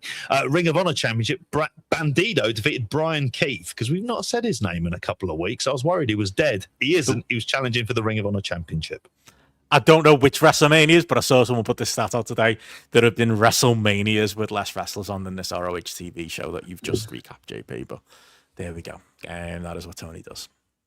Absolutely mental, isn't it? JCW lunacy. Strap yourself in, folks.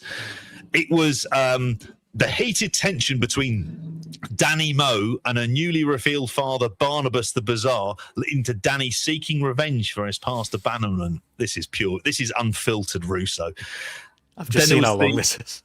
Don't worry. I'll skip through it. The whereabouts of Vincenzo Benjamino following a violent confrontation with the JWO and the mysterious disappearance of Big Al after attack by Ho Kane. I don't even know what sentence I've just said. The hunt for the father for Jasmine St. Clair's baby continues. And I'm going to leave it there. Let's leave that out there. J-Rod defeated Sonny Kiss. That's where he's turned up after interference from Sophia Rose. It's his level, really. Yeah, exactly. Their level. Stephen Flo defeated the Purple Phantom. The Backseat Boys defeated Willie Mack and Too Tough Tony. JP and Tommy, the Backseat Boys. So this is clearly what I'm doing when I'm having a Tyler Durden moment. And then number one contenders to the JCW Tag Team Championship. The Ring Rats defeated the Purple Phantom in a rematch. And the main event between Josh Bishop and Father Bronson, no relation to, what's his name? Action. Or Charles, even for that matter, was interrupted and thrown out because Caleb Conley and Vince Russo orchestrated a brutal surprise attack on Josh Bishop, leaving him motionless and his status as the number one contender in jeopardy. So there's your JCW 90. AAA, I've just had a check for it on there as well. Like, fuck all. There appears to be there's nothing announced for it so far. Right, well, I don't know why that is. That's classic. So God knows what Mark's planning for us. SmackDown, one match to now, and you should feel fucking great. Is there? Trick Williams, Carmelo Hayes, Finn Balor, Tama Tonga. Do you not want to see the Bullet Club explode, as well as the small matter of CM Punk returning to SmackDown? There we go. Back on his nice home. How long will it be till he blows up? That's the thing that we're all waiting for. But yeah, moving on from SmackDown, we obviously have the other big shows going on this weekend, not the least of which used to be massive, this, didn't it, JP? Still massive, still big, it still counts. We have the G1 this weekend coming from the Now Arena in Chicago. Ticket sales are okay. They're okay. As far as the overall goes, 3,363 is what they've shifted so far. For comparison, last time they were in Chicago, tail end of last year, it was 4,500, which is actually quite impressive, actually, on the sly. So maybe I shouldn't beat them for doing worse, and maybe just credit them for doing so well last year. But for the G1 opening, you hope that they get a few more before show day tomorrow. But yeah, Hoffman Estates it is as well, the Now Arena. It's that one. So yeah, look forward to that, folks. But yeah, we have it in G1 Climax Block B action, and this is the only G1 show this week. Obviously, the proper kickoff is next week. We'll cover next week's show on the next weekend show, but we have at least for this week for G1 just the one card. This one, Hanare versus Aaron Wolf in the B block. We have Shingo versus Jake Lee in the A block. We have Ren Narita versus Oscar. We have Great-O-Khan versus Yuto Ice. We have Zack Sabre Jr. versus Shota Umino. We have Hiroki Goto versus Sanada. We have Yuya Uemura versus Callum Newman. We have Roihei Oiwa versus Oleg Boltin. And we have Konosuke Takeshita versus Yota Tsuji in the main event in Block A.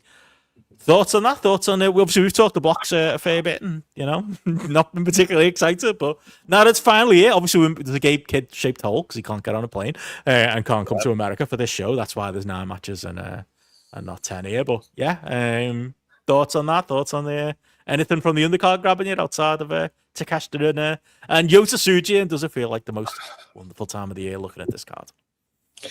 We are a long, long, long fucking way from 10 years ago and the kind of G1s we were getting 2016, 2017, 2018, aren't we? Where it was like, we're going to watch all of this. It was an endurance test, but it was the best wrestling in the world.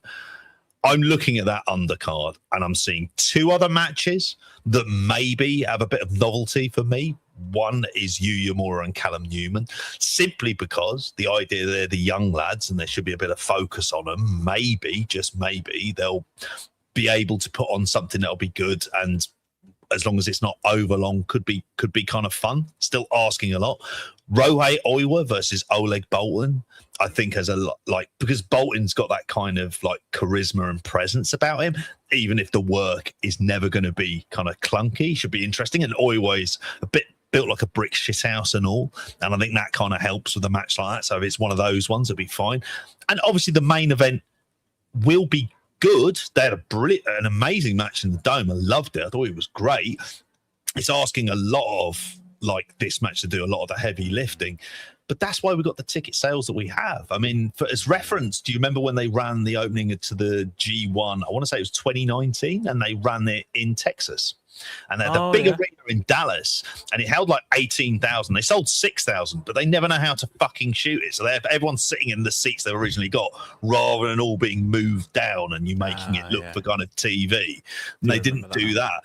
So this one feels like there'll be kind of a fair amount of darkness, but it just doesn't have the buzz for me. You're praying that somehow there's a couple of people that just step out just through good fucking work. But there's some of this stuff on here. Goto versus Sanada. This version of Sanada, he's fucked. Great-O-Khan versus Yuto Ice. It's just going to be clogged up in gimmicky shit in there. What Jake Lee is going to be like for these, he's going to be genuinely unbearable if his face is fucking painted and he's doing that Jester bollocks. Because it's the most direct reference to kill Jester by literally having a Jester come out on the shows, on there. So God knows. There's a part of me wanted to ask you, if you went through each wrestler, yes or no, do you think they could win it? How many wrestlers would we be saying that about? 4? Takeshita, Yuta Tsuji, maybe Gabe Kidd as an outside back, 'cause they did the Tanahashi angle this week, didn't they? Winning the Global Belt and spitting at him and all that. Callum Newman, actually, probably a fair bet, considering he's following that trodden path of had your world title, lost your world title, now the comeback is on. That feels like a good bet. Maybe he could, change some of the haters' minds like me during this thing. Yeah. Maybe that could help him. Outside of that, I don't really have a bet, really. It'd have to be a wild card for it to be anybody else, like a Ren Narita or a Yuya Uemura or something. Or it's you go down. Aaron Wolf, go all the way. Go all the way with the big baby. See, that's the thing. It is that part of me. If they did that and they just went shit or bust, we'll put Aaron Wolf in there. They should have, but I mean, obviously, with how he's been booked so far, I don't think that's coming, Jake Lee's got a better shot. You could picture that, couldn't you? Get out with Jake Lee, win this entire fucking thing. Or fucking Sanada, and we'll do a rerun.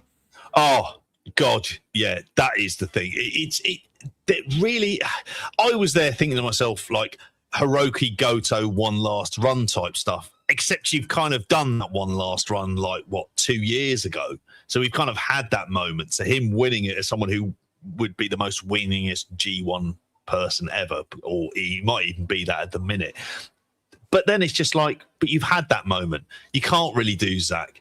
Shingo's probably not necessarily like in the shape and condition to be having highly intense G1s and doing match of the night stuff there. You like, that's the problem. So it's almost like you've got to, it's just like strap a rocket on Yu Yamura. It may work, it may not work, but fuck it. At least you can say you've tried. It's better to have loved and lost than never to have loved at all. And it's the same thing with wrestling booking as well. It's better to have booked the same way with the G1. We loved, we lost, but at least we loved before. Yeah, but we're still losing, mate. We're losing every fucking year for the last 4 years or so. It's been bleak at times. Well, we'll like I said, we'll hope for it to do better and do it. But just quickly on the matches, like Kazuchika Tsuji is pretty much the only thing.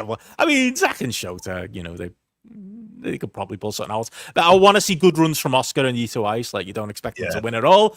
I'm not expecting a Cape Verde run, but like something that maybe gets them maybe more in consideration than you would think. I'll be watching their wins and losses definitely. Interesting as well. Tony was saying about Forbidden Door. I think he was interviewed this week. He was saying that like he did want to bring them over, so fair enough. I've been blaming Tony Khan, so there's my apology. This is like the when the Daily Mail runs an apology for like some scandal story he posted that wasn't true at all, and then put it in small print at the back of the paper. This is my small print at the back of the paper. Sorry, Tony. Apparently, New Japan maybe didn't want to send them. Is the thing, or have other plans for them, or don't know. Wants to keep the powder dry for this show. I mean, just a fucking own goal in general, isn't it? Like, yeah, they could have stole the show, but anywho, I want to see them do well, and be interested to see them as doing more single stuff here. But outside of that, we'll move on to Asia / Australasia, and what have we got, JP? Right, yes. For those of you who are listening to this or watching this for the first time, I have to say, some weeks you get JP hasn't got a filter. Is the answer, everyone. They're great. No, he hasn't got a fucking filter on this. Some of these cards at the bottom here, mate. Podcast pro wrestling. Like, what's this? It's a thing. It's a thing. Is it, though? Well, it is. Does it have to be? I mean, yeah. You're going to listen to this and you're going to think, right, is there anything else to watch this weekend? In short, no, not really, unless you're going to see something live on there as well. One of which you've got to really go onto X to get some announcements today. But what's going on in Asia? Fuck all. I had a look through the Powota website, see if there was anything interesting going in Japan. Short answer, no. So we've got instead PWP, Pro Wrestling Power, never heard of them, running Cairns in Queensland at the Palm Cove Surf Club, but it's fucking nice. Well, not this time of year, it's their winter in Australia. And it's PWP War on the Shore 2, sequel to the first one, for the PWP World Heavyweight title, Edmund Blair versus JL Gold, KP Marine versus Ace Adams, JC Sabotage versus Paddy Fitz, 2026 Tournament of Power final, Don Black versus The Freak, just not known as anything else, not even just Freak, but PWP Cairns title three-way match, that's specific. Johnny Hardwood versus the Brian Kendrick, the Brian Kendrick versus Doomslayer. Great name, Doomslayer. And for the non-stop ocean match, Greenstone versus Marshall Sampson. By the way, I'm known to put in the odd porky. All of those lads are real. Simon doesn't buy bull and shit on the whole show, he says in the chat. I'm with him on that one. Don Black, there you go. Andy Ogden saying he knows him from wrestling in Europe. Hey, there's a big name. Europe, LDWXW. Go on. Axel Tischer versus Dennis Cash is on this Broken Rules show from Frankfurt coming up this weekend. Some may be interested. Ahura versus Elijah Blum on the show. Ahura and Elijah Blum versus the Cowboy Way. Next Level versus Roadkill versus Swole Patrol versus Quick and Dirty. So on that show, Dieter Schwartz versus Lawrence Roman on the show. Peter Tahani, an old friend of the show, versus Ricky Sosa.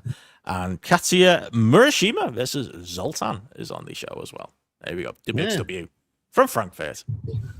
Exactly. Lad on excursion there with Murashima. So good luck to him. And Rev Pro are live in Sheffield. I've got 3 matches before, and the others I've just seen they've done announcements, and I've missed these. I'm getting these ones from X. This is from the network in Sheffield, South Yorkshire. I'll be amazed if Andy's not going to this. Rev Pro live in Sheffield this Sunday. 30-minute Iron Fist Kanji versus Rio. Shah Samuels versus Isaac Murray. The undisputed British Tag Team Championship, Slater Dojo defending against the Cowboy Way. Then we have Lucy Sky versus Sky Smithson, and the Flying Bryants versus Top Tier, who I'm assuming are 3 contenders. They don't know. Andy's not going. Absolutely astonished for this one, but yeah. Leon Slater's going to Mexico, isn't he? He's doing CMLR. So that coming up. Oh, good lad. I think. If that means he's joining the Rebel Alliance, then that's all good. CMLL, maybe that's it. That's your way in. He wants to do Arena Mexico. Oh, they'll love him over there. Get him on a dual contract. He'll love it. Lad from Bradford, fucking around in Mexico City. He's reality show, isn't that? Good luck. Yeah, there you go. Isaiah Ewan confirming there, yeah. And CMLL. Leon Cage. Great stuff. Oh, brilliant stuff. Love it. If you want me to do this one, this is another one I found in it, or I could leave it off. VCW Live in Aberdare, a place I've never heard of, the Kion Link. It's a British show. Shall I leave it or just do I'll leave the last 2 matches? Maybe pick one out of these 4 shows. I don't know if they all need to be on it. But go on. No, Kenny Mantra and MJ Grayson versus the Butchie Man and Yogi Duggan. Which one's this? That seems to be the main event. That is VCW Live in Aberdare. I've just left that one on there as well. If you want me to do AEW Absolution, I'm going to pick a couple of these on the fly. It's the Hoss Division Golden Boot title match of the Duke versus Swoggle. Yeah, that's a thing on there. Intense title 3-way match. Isaiah Broner with Josh Prohibition, good name, versus Nick Cage versus Kaplan. Oh, he's from around back in the day. He was M-Dog's tag team partner back in the... oh, was he? What, Kaplan? In the 2000s, yeah. Yeah. I thought it was the director of Silence of the Lambs, Jonathan Kaplan. Niche reference, which we'll let slide. Hazuki's also on it against Rana Yagami as well. So I don't know how she found herself in this situation. And CCP Podcasting Chapter 6, Built on Business. This feels like a template for GRAPPL. I'm seeing it from the CCP Podcasting, which apparently is a thing. It's on Cage Match and everything. Castleberry, Florida, USA, at the Empire Arena. You read this one out. Go on, mate. You do it. I have to. Terry Kidd versus Matthias. Yeah, Simon, they're getting a trial by fire, these 3 people here. But here we go. Welcome to the Weekender. Terry Kidd versus Matthias. Skrilla the Great versus DMC is apparently on this show. Phineas' son, not Phineas I. Goblin, versus Money Miguel is on the show. Tiny Tanarly versus Skylar versus Zanti T. Yogus is as good as mine. And for the the CCP, not GCP, podcasting heavyweight title, Mims versus a mystery person. Why is there a podcasting wrestling company, CCP? Why does this exist? Why have they had 6 shows? Have they managed to have 6 shows? Like, what is going on? I don't know at all. I can't make head and a tail of it. And I thought that Mims was that memes bloke, because that kind of would have made a bit of sense from him doing Wrestle Talk back in the day. None of it isn't. It's a man from Clarksville, Tennessee in there, but never heard of it. They appear to be taking the piss, these lads, and I can only assume that this show, I don't know, if you want to see Mikey Spandex, that's the place to go, isn't it? But there you go. Yeah. Out of those shows, maybe pick one. Pick AEW. At least that's a proper wrestling company. Yeah. They do have a decent history in old Ohio, even if that show isn't amazing. But there you go. That's all the shows going on this weekend. What's everyone up to this weekend? Let us know. Yeah. War football, JP. That's the plan. World Cup. I'll be doing the tier list on Sunday. 1 game a day, though. It is like full-on withdrawals at this point, like I say, with missing the Wednesday. But yeah, outside of that, might be going to actually meeting someone for a drink tomorrow. So yeah, there you go. Might carry it on into the night to watch England-Norway. We'll see. I was sort of hoping it would be a certain wrestling legend's son that you'd be seeing for that drink, but I imagine he'd do your fucking head in, so we'll leave that to the side. I'm going to be watching football, but it's also the wedding party of my partner's sister who just got married out in the States, and they've come back and they've got that going on in Hereford, but they both love football, so the football will be on there as well. I don't know if Argentina are playing at 2 a.m. on that day as well, so hopefully it'll go on long enough so I'll get to see it's like 8 a.m. my time, so that's right. Yeah. It's weird though, isn't it? Like there's 1 game a day and then there's 2 on Sunday. Like I don't get it. Is it the old still calling Steve Ostercat catchphrase, twice on Sunday? Don't know. Weird. Exactly. It is. So it'll be football. It'll always be football for this. I don't know. I went to see Backrooms on one of the days on the Wednesday when there wasn't any football, and that just seemed to blow my mind that I wasn't there watching football. Have you seen it yet? No, I haven't. I don't think it's showing. Oh, maybe it is showing out here. Actually, it might be an option. Maybe I'll go. I'll be interested to see what you make of it. I still have no idea what exactly I saw for those 2 hours, but it was kind of interesting. I felt that way. I watched the fucking Netflix film. Like, I've got to finish the sentence. You know, yeah, of course, it was fucking shit.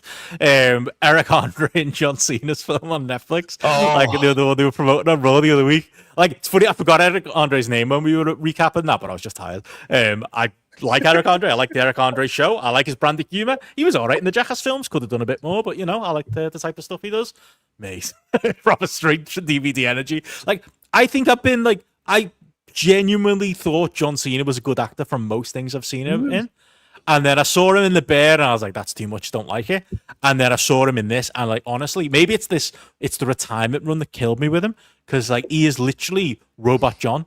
Like, there's no charm, there's no, like, you know, when he's in films, he's the least John Cena. He's actually funny. He's actually charismatic when he's playing these characters in, like, the film. Mostly he plays bastards, doesn't he? In this, he's playing, like, a straight man who's, like, mad at Eric Andrews, his little brother. And, like, it is just pure the John that you get in interviews, the John that you got on promos on TV. It's fucking terrible. Fell asleep halfway through and didn't finish it. I still might give it 1 star on Letterboxd because it was that fucking bad. Rubbish. Don't watch it, folks. Don't waste your time. So that's what I did, unfortunately. I could have watched the good film instead. Why did I do that? Don't know. You watched that Cena film with Idris Elba, didn't you? Is it Heads of State? The one where they end up rogue in East Europe? Which I've seen worse films. He was on Amazon Prime, because that's where a lot of his, like, Ricky Sinicki stuff was up on there. He was great in that. It's a funny film. Like, he was funny, yeah. And that film, the one with the parents, good in that too, you know? Perfectly fine for this. I loved Eric Andre in, I think it was season 2 of Righteous Gemstones, but I saw the trailer for this and I went, this is going to be fucking bad. I'm not going to bother me arse. There's 1,000,001. I just love Eric Andre in general. I was hoping he could save it. Yeah, I really was, but no, not good. Maybe I'll give more on the pre-show if I watch anything else this weekend. But yeah, what's everyone else up to? We got what else we got? Andy there, yeah, England tomorrow, and then other World Cup goodness. So at least there's that. Ewan off to Ignite Wrestling on Sunday. We released the Wallet and Grommer's films tomorrow. I like Wilson Grommer. But I hope Ewan has a good time. £3.50 a ticket, not bad at all.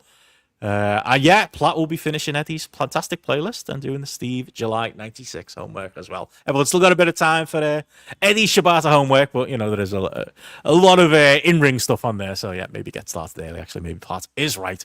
That's coming up in a couple of weeks, as well as Bash of the Beach 98 as well, which is on the drive again. Thankful to Platt for that. But there we go. That's what everyone's up to. Great stuff. Brilliant stuff. Sounds like a good weekend, and it's going to be lovely weather over here, and I'm assuming it's lovely weather where you are. Yeah, it is very, very nice. Been enjoying it. Been a bit cloudy, but I think that's been a good thing, to be honest. It's good to escape from the heat every now and then. But yeah, I'll be enjoying that this weekend. But whatever you're doing, have a great one. And yeah, just to say as well quickly, again, we have made the, for anyone listening on the free feed, you'll get us again next week for the weekend. It will be like this every week, I can promise that.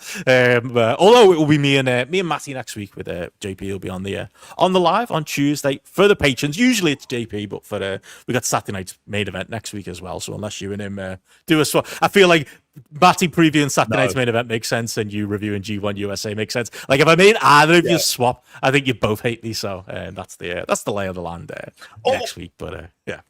Although, can I say, if I could get at least a truncated review from Matty of the opening night of the G1 there as well, as he just shakes his head and goes, "Who are these people? I don't care about any of this. Why have I watched it?" I'd enjoy it even if he didn't. There you go. Well, we'll be on the live. Like I said, we're on the live on Tuesday. Me and JP catching up on the G1 for the patrons, and then we'll obviously Sunday before that too have the pre-show. And, of course, the 5-1 tier list. But, yeah, all that coming. If you didn't understand all the changes, I'll be sending an email tomorrow. So get on the Patreon mailing list. It's free to jump on. It keeps you in the loop with everything. But, yeah, sure fun. You just get this every week now. So, hopefully, you've had a good time. But outside of that, thank you to our live patrons for joining us live tonight. Thank you to our live members on our YouTube as well. And thank you to our Patreon kings and queens of the mountain, Conor Laughlin, Eddie Sideburns, Chris Platt, Carl Gack, Sophia Hitchcock, Sam Lavinie, Marty Ellis, and Dylan Shaw. We will catch you all again on the next one. Have a good weekend, all. Bye. Happy Weekender. Hey, there you go.